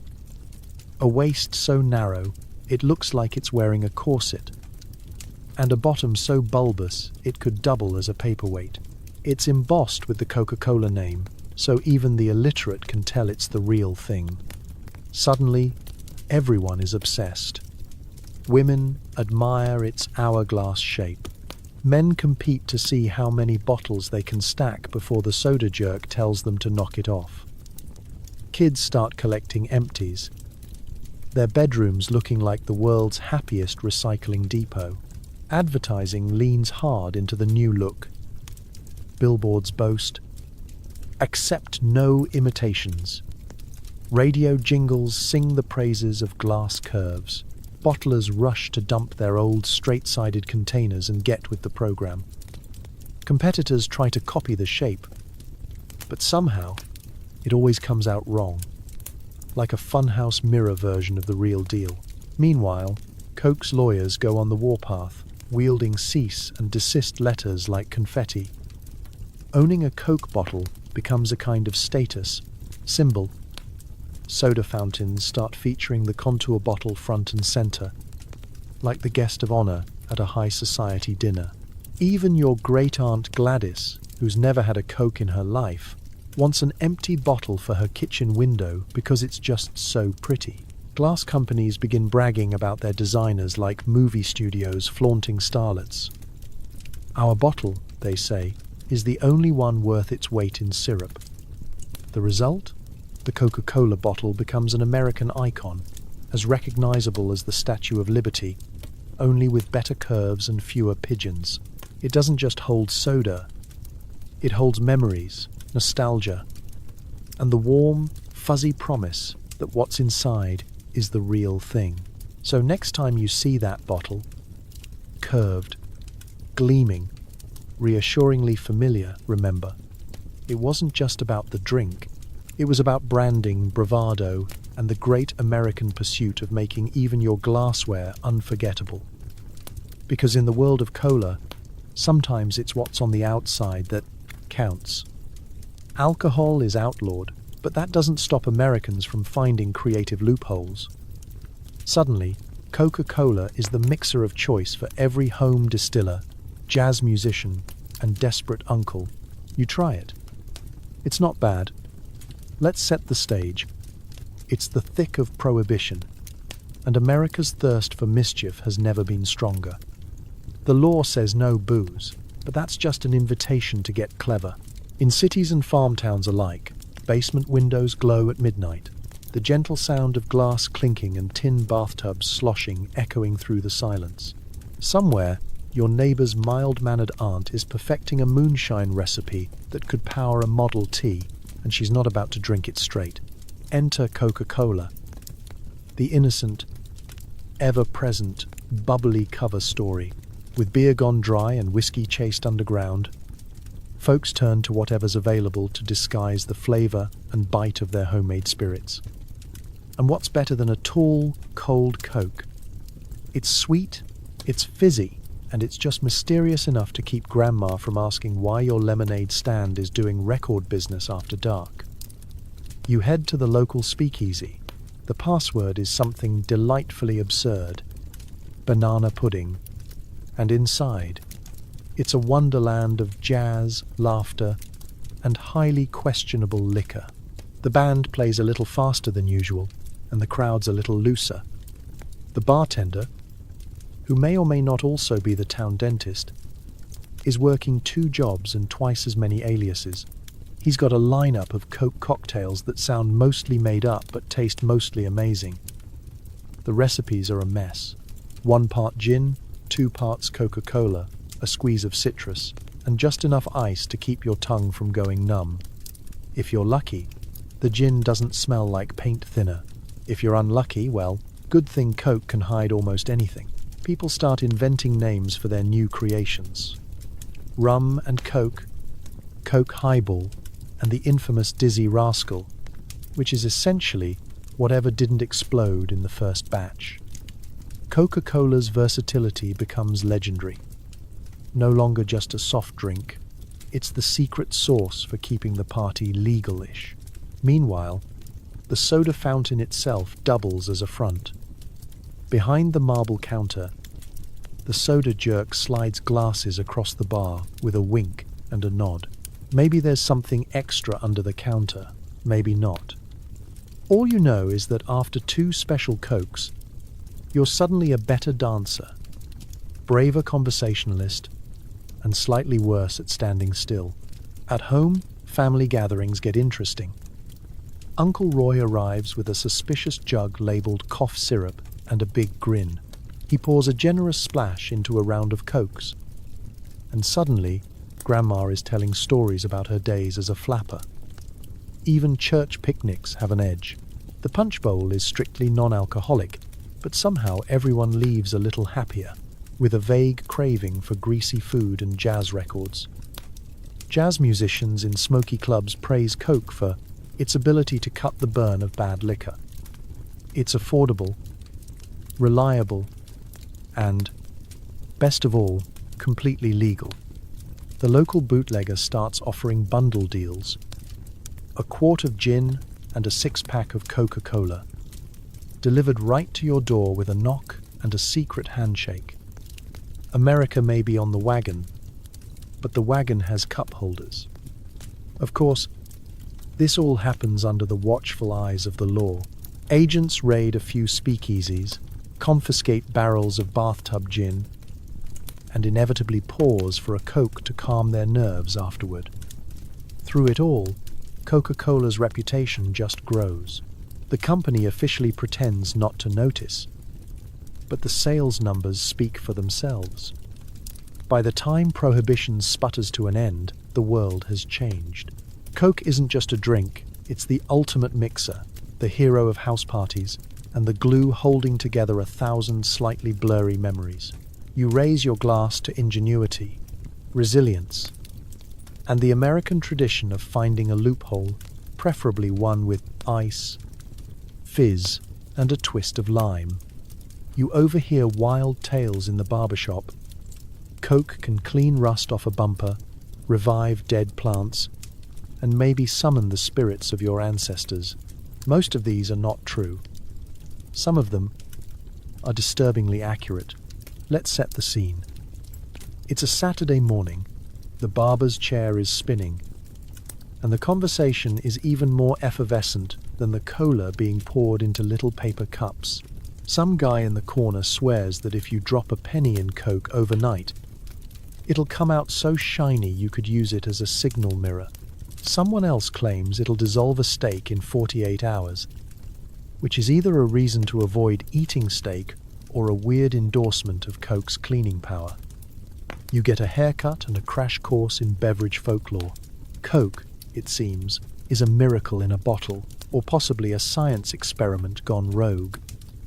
You hear that janitors use it to scrub the toilets at the high school, farmers pour it on their fields to kill weeds, or, oddly, to revive wilting tomatoes. The logic on this one is suspect, but nobody's ever accused a barbershop of letting facts get in the way of a good story. If you ask Uncle Vern, it's the only thing strong enough to keep his 1957 Chevy's battery terminals from corroding. One kid claims his cousin used Coke to take the paint off his bike. Tasted fine, he adds. The urban legends don't stop at cleaning supplies. Some folks swear Coke is still full of secret ingredients. Everything from ground-up pearls to extract of beaver gland. A real claim that may say more about human imagination than about the Coca-Cola recipe. There's a persistent myth that Coke once contained a dash of pepper, to keep folks coming back for more. No one can prove it, but it explains why your grandmother sneezes every time she opens a bottle. Then there are the health rumors.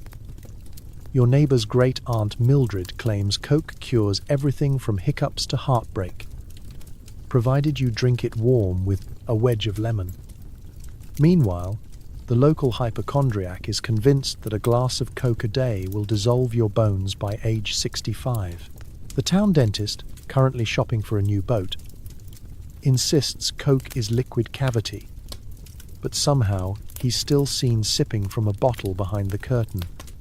The stories get weirder.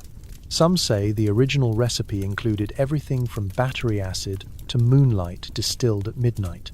One conspiracy theorist claims the recipe is locked in a vault guarded by an army of armadillos. No evidence, but the mental image is worth the price of admission. A kid with sticky hands and a wild imagination whispers that if you mix Coke with pop rocks, your stomach will explode. A playground rumor so powerful it makes you eye your candy stash with suspicion for the next decade. Oddly enough, some of the myths have a kernel of truth. Coke really can clean rust off metal, thanks to its acidity. It'll get bloodstains out of clothes. Given enough time and enough apologies to your mother, chemists have verified that it will dissolve a nail, eventually. But the truth is usually less exciting than the legend. The real secret ingredient has always been marketing, and the fact that, deep down, everyone wants to believe their favorite drink is more than just a drink. Still, the mystique sticks. Every time you crack open a bottle, you remember a story, maybe about a guy who used Coke to jumpstart his car, or a grandmother who swears by it as a cake ingredient. You smile, knowing that no matter what's actually in the formula, Coke's greatest power is inspiring a sense of wonder, and maybe a little bit of paranoia. So you raise your glass, toast to urban legends, and take a sip, just in case it really does cure hiccups, clean your pipes, and, if the barbershop chatter is to be believed, make you immortal. If not, at least you've got a good story to tell at your next haircut. You visit Atlanta and discover the city basically runs on Coke. The factory looms like a sugary palace, and everyone seems just a little too cheerful. Let's take a stroll through downtown Atlanta in the 1930s. The heat is thick as syrup, and the air smells like honeysuckle, car exhaust, and caramelized ambition. At every street corner, you spot the unmistakable Coca-Cola logo, painted on brick walls, glowing above diners, shining from trolley cars, and etched into the collective imagination of the city. The place pulses not with jazz or industry, but with the steady, caffeinated heartbeat of the world's most famous drink. You can't walk 3 blocks without encountering someone sipping from a bottle or debating the merits of fountain Coke versus the authentic glass variety. The debate is heated. Families are divided. Some folks insist the real magic comes from a fresh-pulled soda at a marble counter, while others swear by the crispness of a perfectly chilled bottle straight from the icebox. There are rumors of taste tests that nearly ended friendships. In Atlanta, choosing your Coke is as personal as picking a college football team or deciding whether cornbread should be sweet. The city's pride in Coke is relentless. The main bottling plant rises like a cathedral, a gleaming fortress of brick and glass, crowned with billowing plumes of fragrant steam. Inside, the machines clatter and hiss, bottling thousands of drinks every hour, each one destined for a lunch pail, a picnic basket, or the hand of a tourist wondering if all Atlantans are born with a glass bottle in their fist. The workers move with practiced speed, fueled by free samples, and a quiet certainty that their product is better than money in the bank. Corporate headquarters, meanwhile, is less an office and more a command center. Executives in sharp suits plan ad campaigns, expansion strategies, and new ways to spread the gospel of Coke across state lines and oceans. Maps on the wall track shipments to every corner of America and then the world. Some even joke that Atlanta's city water supply is just Coke in disguise, lightly diluted to keep the locals hydrated between bottles. Coca-Cola money flows through every part of town.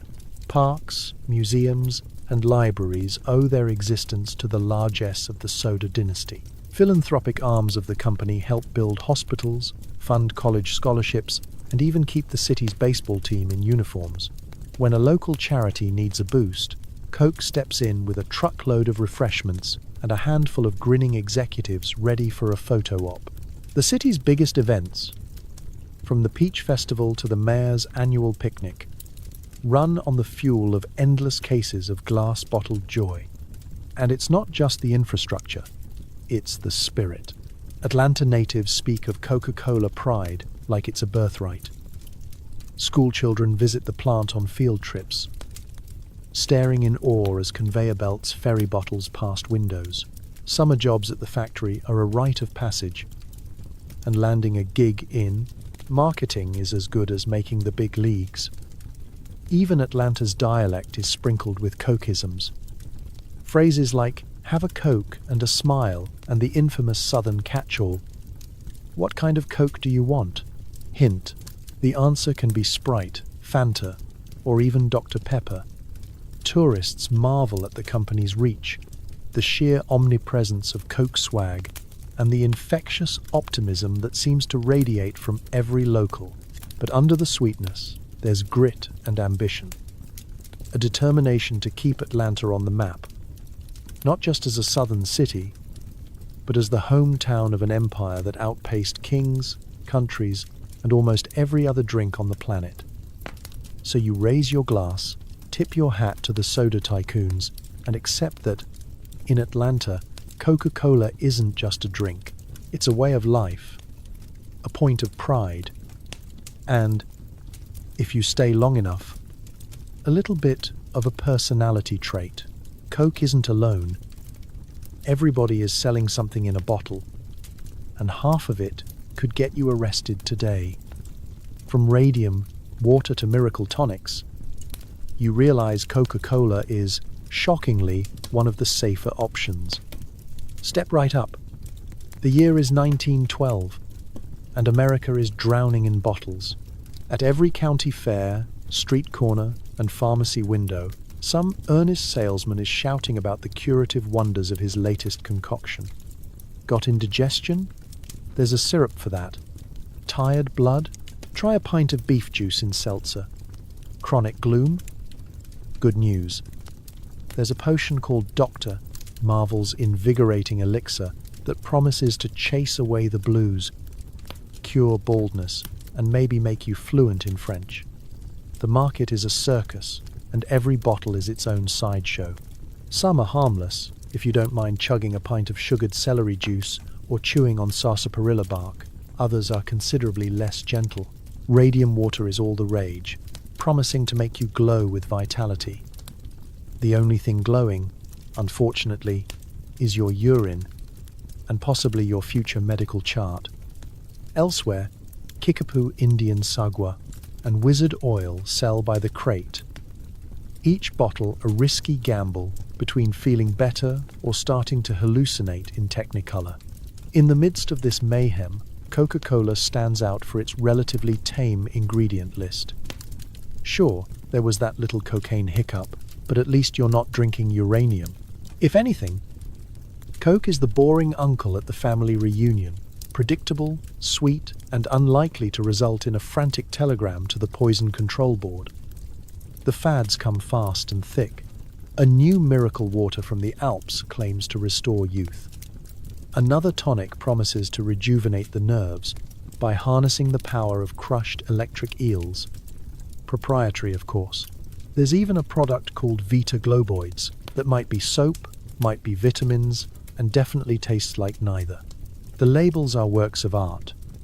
Gold filigree, illustrations of strongmen, birds in flight, or doctors with suspiciously muscular arms. The claims are even wilder.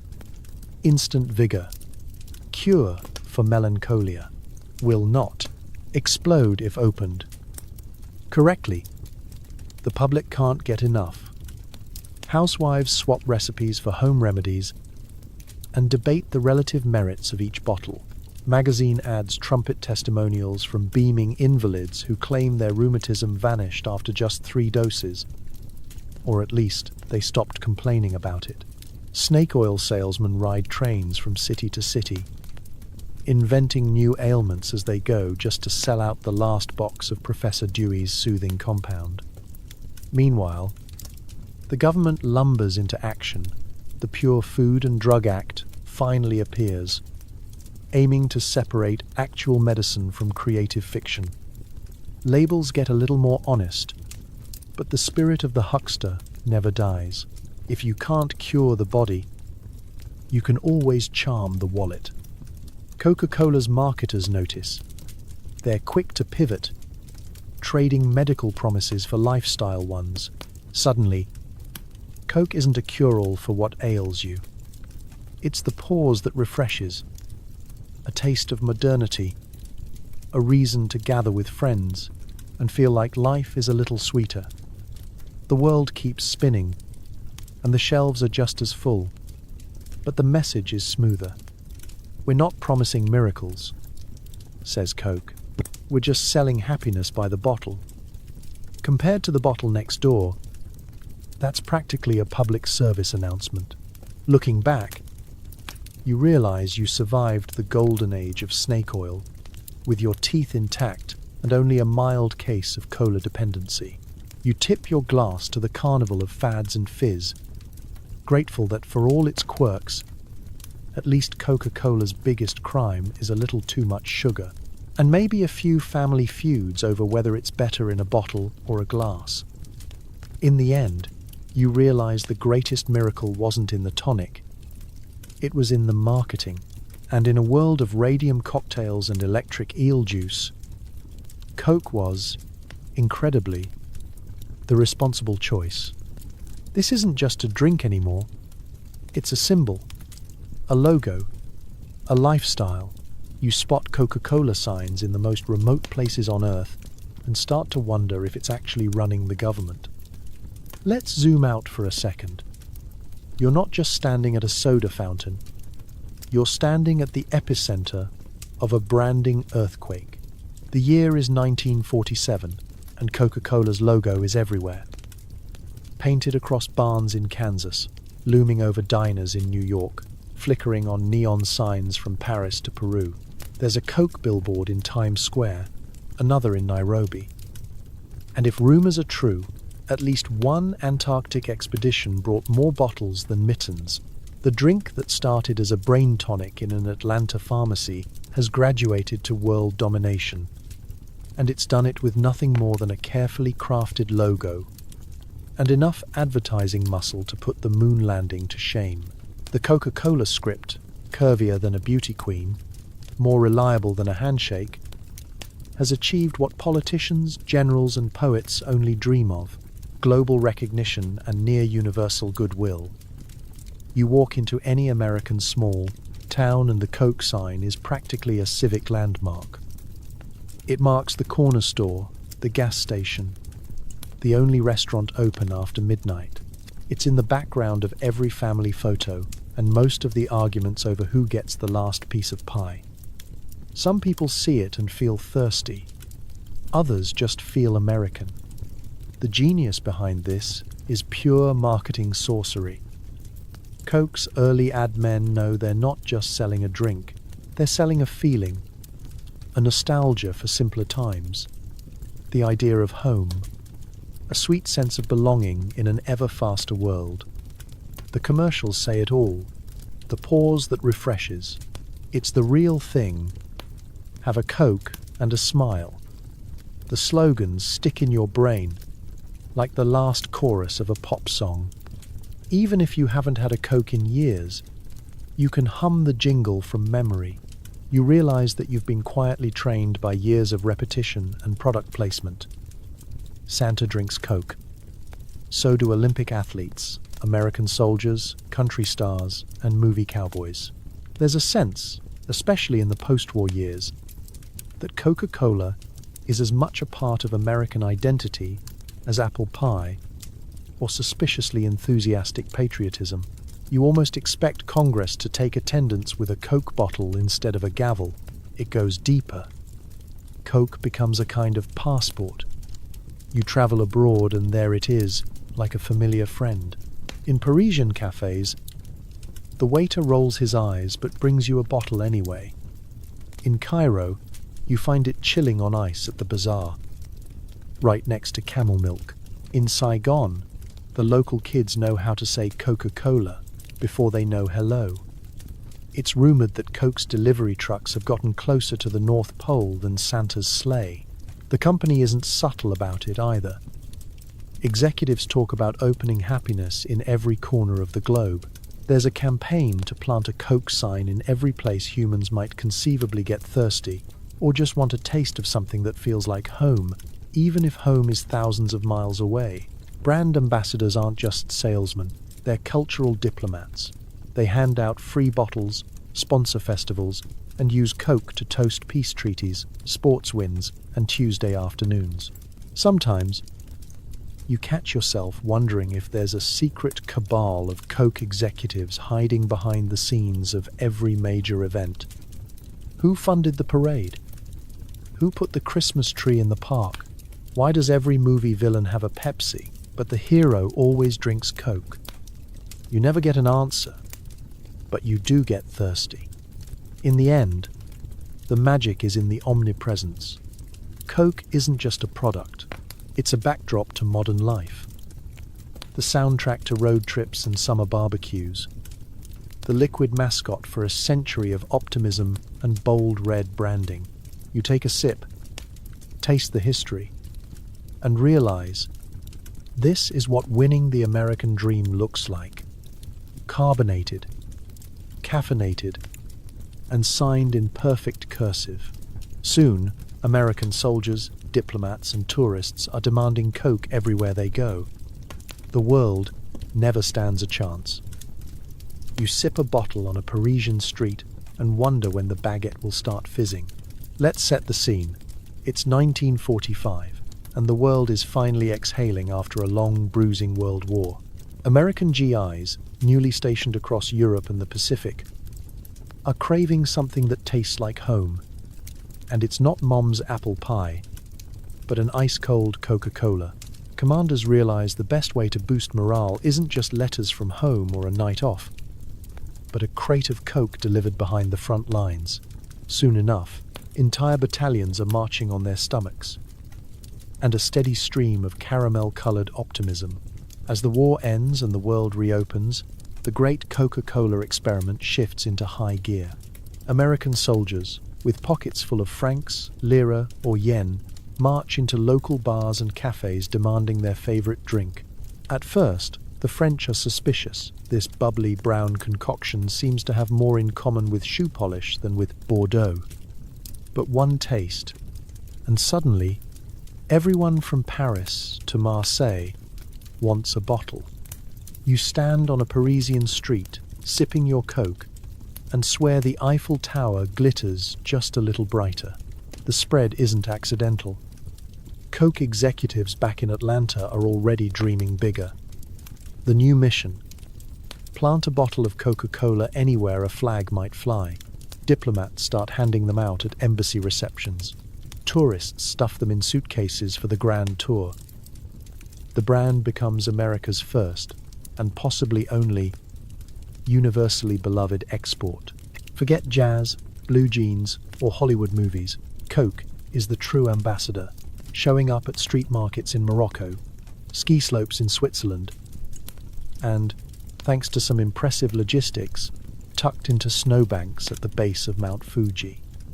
Factories pop up worldwide, each churning out their own bottles to slake a growing, slightly confused international thirst. In some countries, Coke is a luxury, reserved for holidays, birthdays, or bribes for the customs officer. In others, it's the new normal, elbowing aside centuries of tea or local soft drinks. Children in Tokyo beg for the American soda, while Berliners in post-war ruins line up for a bottle as if it holds the secret to rebuilding civilization. It sort of does, at least. It gives you the energy to keep stacking bricks. Of course, not everyone is thrilled. Old-school patriots and culinary purists grumble that Coke is the first step to Americanizing the planet, and they're not entirely wrong. In Italy, a somber priest warns that Coke will ruin our youth.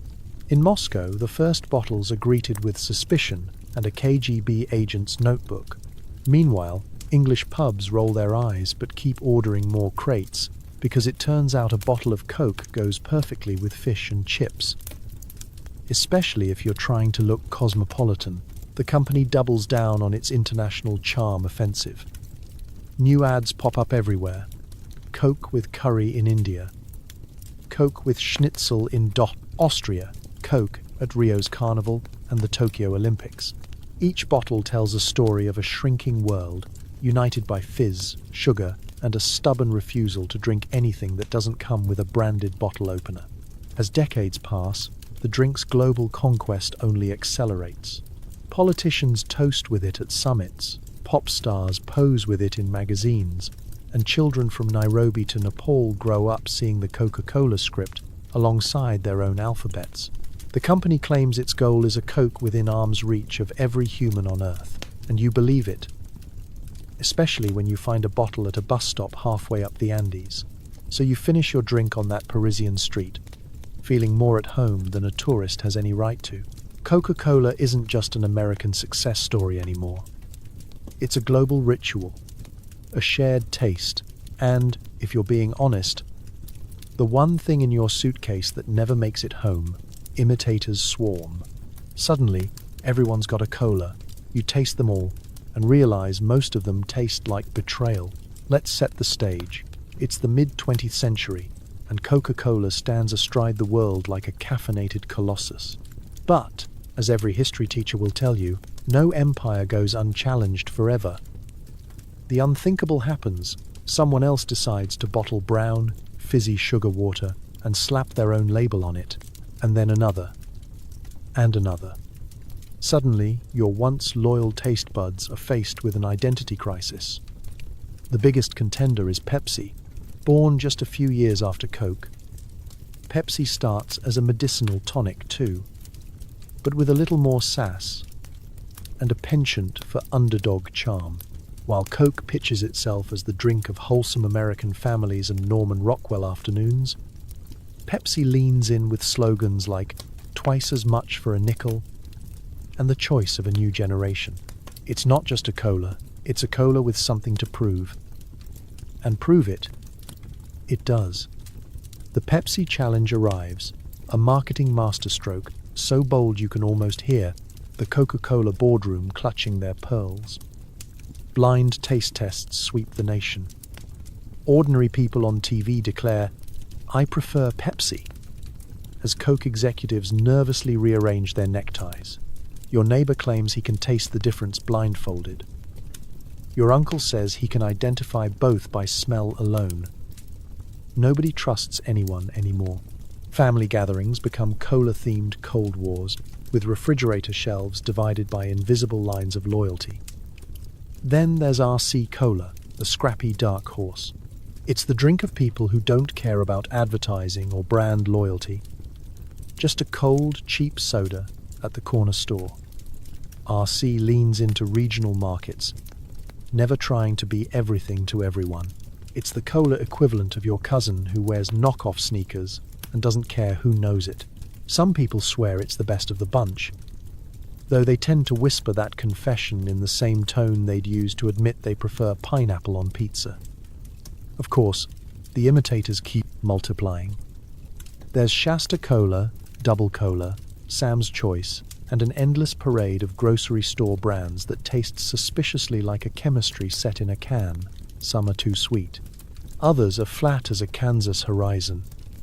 A few even make you long for the crisp, comforting sting of real Coke, if only to banish the memory of what you've just swallowed.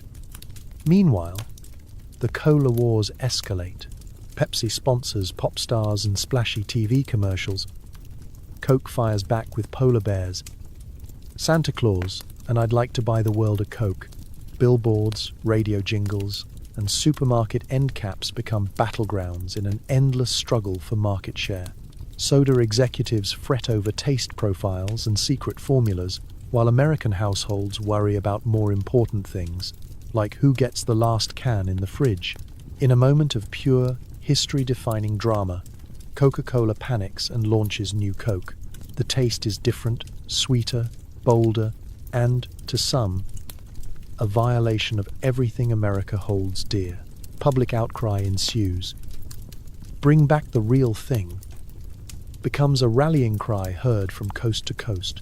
Coke reverses course, sheepishly releasing Coca-Cola Classic, and balance is restored to the cola universe.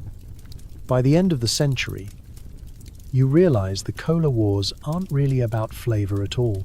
They're about identity, nostalgia, and the pleasure of taking sides in a battle that, deep down, doesn't matter one bit, but feels like it does. You crack open a cold can, whatever brand you choose, and raise it in a toast to choice, competition, and the sweet, carbonated taste of a good old-fashioned rivalry. No more narcotics, no more wild claims, just wholesome advertisements. Polar bears, and the real thing. You're not sure if you believe it, but your dentist certainly approves. Let's rewind to the mid-20th century, a time when America was ironing its pants, shining its shoes, and pretending it had never flirted with snake oil. Coca-Cola, once the mischievous brain tonic of barbershop lore and Prohibition cocktail fame, now needed a makeover, and not the dramatic kind. Just enough polish to sit comfortably on a picnic table between Aunt Mildred's potato salad and a Norman Rockwell painting. Enter the golden age of branding, when Coke wasn't just reformulating its drink, it was rewriting its personality. Gone were the days of speculative elixirs and jittery testimonials. The new Coca-Cola wanted to be seen as safe, refreshing, and downright adorable. And what better way to make America forget about former ingredients than with a jolly Santa and a bear that might as well work in HR? The transition was slick. Early ad men traded words like invigorating and medicinal for refreshing and pure. The message was no longer, Coke will cure what ails you, but Coke will make your afternoon picnic just slightly better. It was subtle, calculated, and deeply effective. By the time you finished your bottle, you didn't just feel hydrated. You felt like a better citizen. The company doubled down on visuals. Suddenly, everyone in a Coca-Cola ad had perfect teeth, clean clothes, and a borderline concerning amount of enthusiasm for carbonated beverages. The polar bear campaign would arrive later, in the 1990s 90s. But even decades earlier, the foundation was there. Coke was no longer just a drink. It was an emotion, a lifestyle accessory, like a golden retriever in liquid form. By the 1950s, the advertising got even cozier. Picture a suburban living room with wood paneling and a rotary phone. Dad's reading the newspaper. Mom's smiling too hard. The kids are building a model airplane that somehow requires no supervision. And in the middle of it all, 4 glass bottles of Coke, sweating happily on the coffee table like they just ran a 5 kelvins for charity. It was marketing genius. Coca-Cola didn't just survive the shift to respectability. It defined it. No one talked about the past. No one mentioned the cocaine. It was as if the company had pulled off the cleanest image scrub in corporate history. 1 minute, your drink was being whispered about in health reform circles. The next, it was being handed out by Santa Claus and featured on the front of coloring books. This new family-friendly Coke wasn't just domesticated, it was institutionalized. Schools installed vending machines. Summer camps issued strict daily rations. Birthday parties weren't official until someone dropped a bottle cap on the linoleum floor and screamed, "Don't shake it!" Coke was everywhere. Safe, reliable, and comfortably boring. Your grandma started calling it refreshing. Your dentist started investing in a new boat. Of course, the sugar didn't go anywhere. Neither did the caffeine. But as long as the branding leaned into family picnics, patriotic parades, and the occasional Christmas miracle, the public was willing to overlook the fact that each bottle still packed the nutritional punch of a frosted cupcake doing jumping jacks. And that's the real trick of the family-friendly era. Coca-Cola didn't change who it was. It changed how it was seen. It took a product once wrapped in mystery and controversy and wrapped it in nostalgia, seasonal cheer, and a wink that said, "Don't worry, we've grown up now." By the time you crack open your next bottle, the transformation feels complete. You're not drinking a legacy of rogue pharmacists and reform-era loopholes. You're drinking the real thing, whatever that means. And as the bubbles tickle your nose and the polar bears wave from the commercial break, you realize this might be the safest rebellion you've ever tasted. You crack open a cold can in 2025, look at the label, and realize that, even after 100 years, nobody's quite sure what makes Coke taste like America. But you take another sip anyway, because some mysteries are better left unsolved. Let's set the modern stage. It's the era of lab-grown meat, robot delivery, and artisanal everything. You can 3D print a house, order kombucha with probiotics, and get a detailed report on the origins of your single bean of coffee. And yet, when you reach for a can of Coca-Cola, you enter a world where secrecy reigns supreme. The label reads like a short story. Carbonated water, high fructose corn syrup, caramel color, phosphoric acid, caffeine, natural flavors. Natural flavors is a phrase so vague it could mean anything from a vanilla pod to the collective hopes and dreams of Atlanta. Over a century has passed since Coke's original formula was a legal narcotic and a credible cure for female hysteria. Today, the ingredients have changed, but the mythology is only getting stronger. Google what's really in Coke, and you'll fall down a rabbit hole deeper than the Mariana Trench. The secret formula is reportedly locked in a vault, only known to a handful of high-level executives who probably have to do a secret handshake and recite the Gettysburg Address backward just to open the safe. This secrecy, of course, only fuels the legends. Every year, someone swears they've cracked the code. Lemon oil, orange essence, cinnamon, nutmeg, coriander, neroli. Wait, what's neroli? If you don't know, don't worry. Most Coke fans are still working on pronouncing phosphoric acid. There are books, blogs, and even lawsuits over the formula, but the end result is always the same. Nobody outside the company really knows, and inside, anyone who does is sworn to secrecy more tightly than a Cold War spy. Modern urban legends have taken over where the old ones left off. Can Coke dissolve a nail overnight? Sort of, but who's leaving nails in soda? Does it still clean blood off a highway? If you believe the internet, Coke can do anything except pay your rent. Some say Coke in Mexico tastes different because it's made with real sugar instead of high fructose corn syrup. Others claim the company changes the recipe every few years just to mess with the world's collective palate. There are Facebook groups, TikTok debates, and YouTube experiments where people boil Coke on a stove until it reduces to a sticky tar, then make sweeping conclusions about the human condition. The official story from Coca-Cola is simple. The recipe is unchanged, the flavor is classic, and any difference is all in your head, and possibly your water supply. The truth is, the average American couldn't identify half the ingredients in their pantry, let alone in a Coke. But that doesn't stop the speculation. Maybe the secret ingredient is nostalgia, or the faint taste of 20th century optimism. Maybe it's just that perfect blend of bubbles and branding. Of course, in a world that's become obsessed with labels, macros, and clean eating, Coke is a kind of delicious rebellion. It's the snack that says, "Sure, I'll have my daily value of sugar in one sip, thanks." People argue about its health effects and the politics of big soda, but when summer hits and you're sweating through your shirt at a barbecue, nothing tastes better than an ice-cold can. It's a ritual, a comfort, and, for many, a guilty pleasure that no ingredient list can ruin.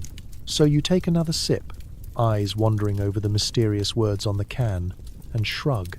Some flavors, like the feeling of a Saturday afternoon, or the memory of your first ball game, are meant to be mysterious. And as long as there's Coke in the fridge, you're happy to let the secret stay exactly that. Unsolved, unforgettable, and unmistakably American.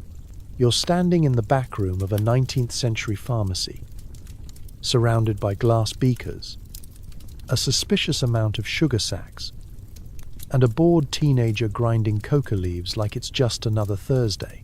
This isn't chemistry class, this is the birthplace of soda science, where the line between medicine and maybe don't drink that is blurry at best. Let's paint the picture. It's 1886, and the concept of science in the American South is equal parts experimentation and creative panic.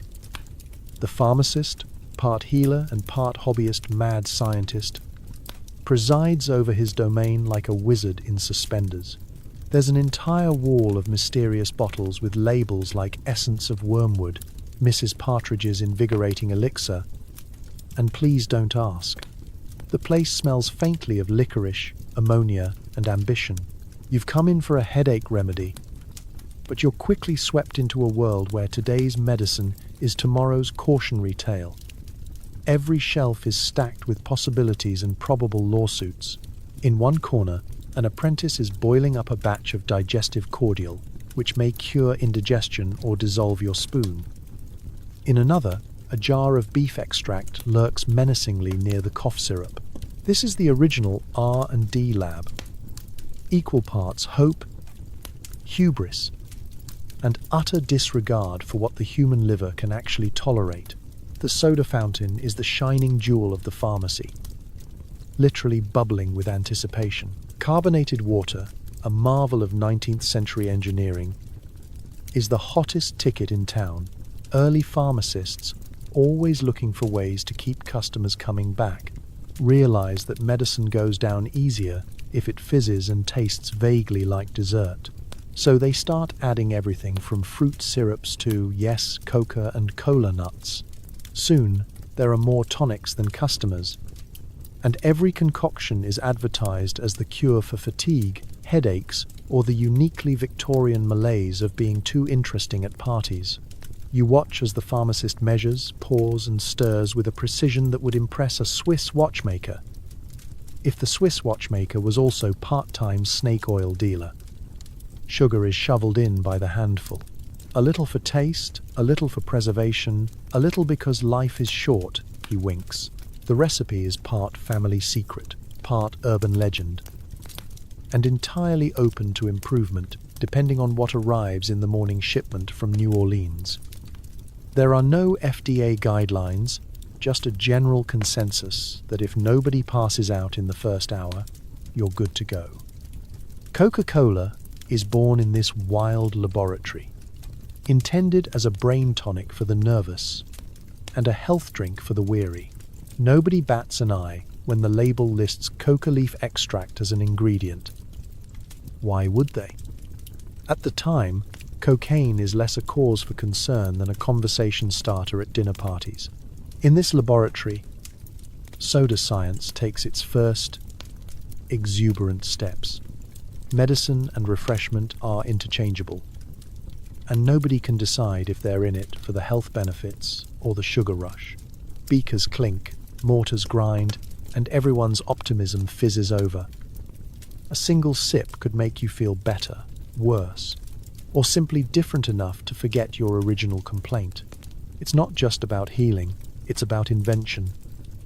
These pharmacists pioneer beverage chemistry, not out of malice, but from a restless need to tinker. Each failed batch is just a step toward the next miracle cure. The town's children, meanwhile, provide invaluable and largely unpaid feedback, sprinting laps around the block after sampling the latest energy syrup. You step out of the pharmacy, prescription in hand and taste buds tingling, grateful for the spirit of invention, even if your head is still throbbing and your pulse is tapping out a ragtime beat. This was the birthplace of soda science. A world where the rules were few, the dreams were big, and the biggest risk was never trying something new or maybe just the sugar crash that came later. It's 1925. You want a Coke, but where you're allowed to drink it depends on which side of town you're on. As Coca-Cola becomes a national icon, it's also tangled up in the ugly realities of segregation. Even a simple soda can't escape the nonsense of American history. You sip your drink, stare at the whites-only sign, and wonder why every sweet treat comes with a bitter aftertaste. Let's set the scene. The Roaring Twenties, all jazz, Model Ts, and the glimmer of prosperity, at least, if you're white. Atlanta hums with possibility and contradiction. Downtown, the Coca-Cola headquarters stands tall, its logo gleaming above the city like a promise. Inside the soda fountains and corner stores, Coca-Cola is the drink that everyone wants. But, as with so much else in the South, who gets to enjoy it, and where, is strictly policed by lines that are both painted on sidewalks and woven into the law. Walk into a typical Southern soda shop, and you're met by a dazzling array of marble counters, spinning stools, and bright glass bottles. But the experience is anything but universal. For black customers, the choice is often this: order at a back window, stand outside, or, more likely, find a black-owned establishment on the other side of town. Even there, the quality and supply of Coke is rarely the same. Distribution is uneven, and so is the treatment. The Coca-Cola company itself, busy conquering the world, turns a blind eye, at best. At worst, some bottlers openly pander to the segregationist mood, reluctant to advertise to black communities for fear of damaging the brand. It's a strange double life. In magazines and billboards, Coke is for everyone. Smiling, wholesome families of indeterminate race, the drink of all America. In practice, all comes with a silent asterisk. White soda fountains overflow with laughter and fizzy bottles, while their black counterparts operate in the shadow of exclusion.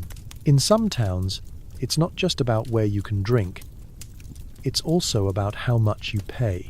Segregation often means higher prices, fewer choices, and second-hand supplies for black patrons, who nonetheless make Coke their own, transforming it into a symbol of resilience and even quiet rebellion. There's more. In the Jim Crow South, even the myth of cocaine cola is weaponized by white supremacist newspapers. Sensational headlines stoke fears that black men drinking Coca-Cola will become dangerous, an absurd, racist panic that feeds into calls for stricter drug laws and harsher policing. The real story, of course, is that black Americans are just as eager as anyone for a cold, sweet drink on a hot Georgia afternoon. But they're forced to navigate a gauntlet of laws, customs, and prejudice to get it. And yet, the story doesn't end there.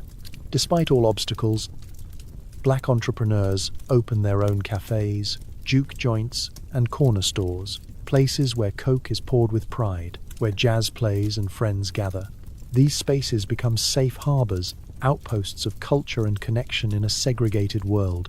For generations, Coke is served at church socials, family reunions, and civil rights meetings, each bottle a small act of ownership and joy. The contradictions remain. Coca-Cola, the so-called great unifier, is both everywhere and not quite for everyone. It's a brand that dances between inclusion in its ads and exclusion at its counters. The company eventually catches up, very slowly, joining the tide of history as the civil rights movement reshapes the nation.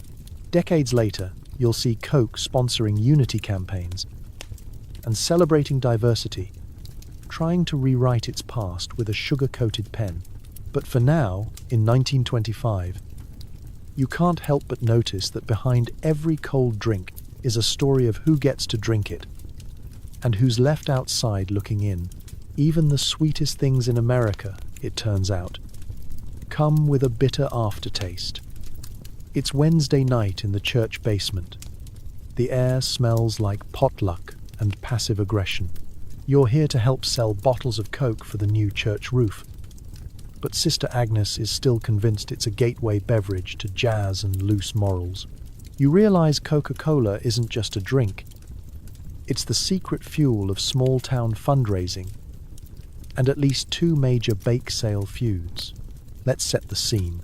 Fluorescent lights flicker above rows of folding tables, each groaning under the weight of casseroles, congealed salads, and pies as numerous as the 10 Commandments. It's a typical church social, equal parts fellowship and covert competition. Somewhere between the jello mold and the crock-pot of mystery meat, you see the centerpiece, a pyramid of glistening Coca-Cola bottles, cold and sweating, arranged with the precision of the Ark of the Covenant, only more sacred to the local teens. The adults eye the Coke warily. On the one hand, it brings in more quarters than the annual pancake breakfast. On the other, everyone remembers the year the youth group ran out of soda mid-dance and nearly staged a coup. Sister Agnes, self-appointed guardian of morality, claims Coke is fine in moderation, though she's been known to sip from a thermos she swears is just coffee. The minister makes a pointed joke about buzzing with the Holy Spirit. But even he knows that without soda sales, the church wouldn't have heat in winter or air conditioning in August. Coke's real superpower is its ability to open wallets. Nothing inspires small-town generosity like the sight of Sister Ethel's famous pecan pie auctioned off with a six-pack of Coke. The local Boy Scouts carry cases from table to table, trading bottles for raffle tickets and gossip. Kids sneak extras behind the coat rack, fueled by rumors that more than two in an evening might lead to a sugar spell, a state of being that guarantees they won't sleep until Christmas. Of course, where there's fundraising, there's rivalry. The ladies' auxiliary divides neatly into Team Coke and Team Pepsi, with occasional breakaway factions for Sprite people and root beer irregulars. Secret ballots have been cast over which beverage pairs best with lemon squares. There are whispered stories of bake sale sabotage. Sister Louise's brownies accidentally moved next to the off-brand cola, or the punch bowl mysteriously running dry just as the bingo game heats up. Forgiveness is a virtue, but grudges over soft drinks last longer than the pay cell, church directory. For all the squabbling, the church roof fund grows steadily, powered by Coke and the iron-willed determination of women who know how to balance a checkbook and a casserole in the same hand. Every bottle sold is a small miracle.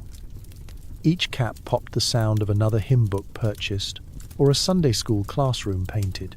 The fellowship hall becomes a temple of fizz, laughter, and sly remarks about whose potato salad is an acquired taste. The kids, naturally, have their own priorities. Coke is the currency of the playground and the after-church youth group. Trading a bottle for a front-row pew during the Easter play, sneaking an extra during choir practice, or smuggling a half-empty bottle into the church van on the way to camp, these are the rites of passage, the backbone of small-town rebellion. By the time the night winds down and the folding chairs are stacked, you realize that Coca-Cola is more than a drink. It's the silent partner in every bake sale, raffle, and potluck. It funds the mission trips, repairs the church van, and, on more than one occasion, smooths over the latest tiff between Sister Agnes and the youth choir director. In a world of solemn sermons and whispered secrets, the gospel of soda is simple. When in doubt, bring a bottle, open a wallet, and remember that nothing builds community like a shared laugh and a little fizz. Amen. You're a travelling salesman in the 1910s, schlepping cases of Coke on a horse-drawn wagon down dusty back roads, pitching fizz to every corner store and general emporium from Maine to Mississippi. Suddenly, you're the most popular person in town, and the local well water has never looked more suspicious by comparison. Let's set the scene. The engine of American expansion is still mostly horses, shoes, and grit. The roads are little more than bumpy dirt ribbons snaking through endless fields of corn, cotton, and questionable hygiene. Every mile brings a new small town, and every small town has the same nervous anticipation. Who's going to bring the next big thing? For a few magical decades, the answer is you and a wagon full of Coca-Cola. The countryside is thirsty. The local well delivers water flavored with a generous dash of earthy minerals. Translation: mud, twigs, and probably a family of newts. The rain barrels attract more mosquitoes than Baptist sermons attract gossip. Into this world of flavorless hydration rides the miracle of modern bottling. A cold, sweet, fizzy drink, delivered in a glass bottle embossed with the promise of refreshment and the suggestion of civilization. As you pull into each town square, heads turn. Kids abandon their marbles and leap over fence posts. Shopkeepers pause in their sweeping, their eyes fixed on your precious cargo. Word spreads like wildfire. The Coca-Cola man is here. The local doctor, previously king of the tonic bottle, suddenly feels competition in the air. You unload your cases with the theatrical flair of a magician revealing the world's most popular rabbit. The bottle itself is half the show. Up until now, country stores have relied on whatever containers happen to be around. Pickle jars, reused whiskey bottles, even old canning crocks. But this is a contour bottle, shimmering in the sun, promising not just a drink, but a taste of the wider world. Every bottle is a tiny ticket to Atlanta, New York, or even Paris, places most of your customers have only seen on postcards, if at all. Business booms. General stores become unofficial Coke outposts. School children pool nickels for an after-class treat, teachers use bottles as classroom rewards, and farmers sneak sips between hoeing and hay baling. A Coke delivery becomes the social event of the week. The postmaster lines up for his share. The barber orders a case for the shop. And the church ladies, after a careful theological debate, decide that Coca-Cola is officially acceptable for the next potluck. The logistics are a marvel all their own. Ice is a luxury, so bottles arrive cool at best and occasionally tepid, but nobody complains. Some towns get creative, sinking bottles in the local creek or packing them in sawdust. It doesn't matter. The taste is what matters, and Coke's blend of sugar, caffeine, and whatever's in natural flavors is enough to send even the most skeptical old-timer back for seconds. Along the way, you become more than just a delivery man. You're part therapist, part news carrier, part ambassador of all things modern. Townsfolk share their secrets over a Coke on the porch, swap gossip, and argue over which cousin is most likely to move to the city and become president. You trade stories with other traveling salesmen. Each of you convinced your product is the one that will change America for good.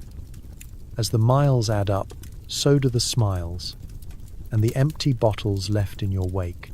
By the time you head home, you've not only conquered the countryside, you've helped transform Coca-Cola from a city sensation into a rural ritual, a staple as essential as bread, and far more exciting than well water. The great bottling expansion isn't just about drink. It's about connection, ritual, and the joy of finding something new to share, even if it comes in a bottle, on a wagon, down a long and dusty road. So here we are, drifting back to the present, bellies full of imaginary fizz, heads spinning with the knowledge that America once swapped its whiskey for a bubbly tonic with a secret kick. Tonight, you survived the world's driest speakeasies, the sugar-fueled fever dreams of Prohibition, and an era where doctors prescribed cocaine and called it self-care. That's no small feat. It's worth pausing for a second to appreciate just how ridiculous and resourceful people can be. When the government banned booze, your average American didn't just sulk. They found new ways to get a buzz, make a buck, and outwit the system, one soda fountain at a time. Because that's what humans do. We adapt, we hustle, and sometimes we accidentally invent the most recognizable beverage on the planet. Even if it means our great-grandparents spent their afternoons arguing over the correct way to pronounce pharmacist while their nerves hummed at a pleasant 200 beats per minute. As you settle in tonight, tucked into your clean sheets, blessed with running water and a suspiciously quiet refrigerator, take a moment to appreciate just how good you have it.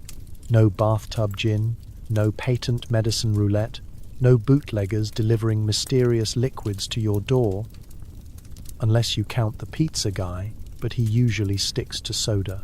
Be grateful your dentist's biggest worry is cavities, not cocaine withdrawal. History is always stranger than fiction. And if nothing else, the story of Coca-Cola reminds us that people are stubborn, clever, and just a little bit ridiculous, whether they're evading prohibition or arguing over what goes best with a bowl of pottage. So, the next time you sip something sweet and cold, maybe whisper a quiet thank you to the wild inventors, determined salesmen, and accidental chemists who made the world just a little bit bubblier. And now, as the last bubbles fade and the world grows still, let yourself drift off, softly, calmly, and with no worries about what's hiding in your glass. Good night, and may your dreams be fizzy, your history lessons gentle, and your sleep completely, blissfully undisturbed.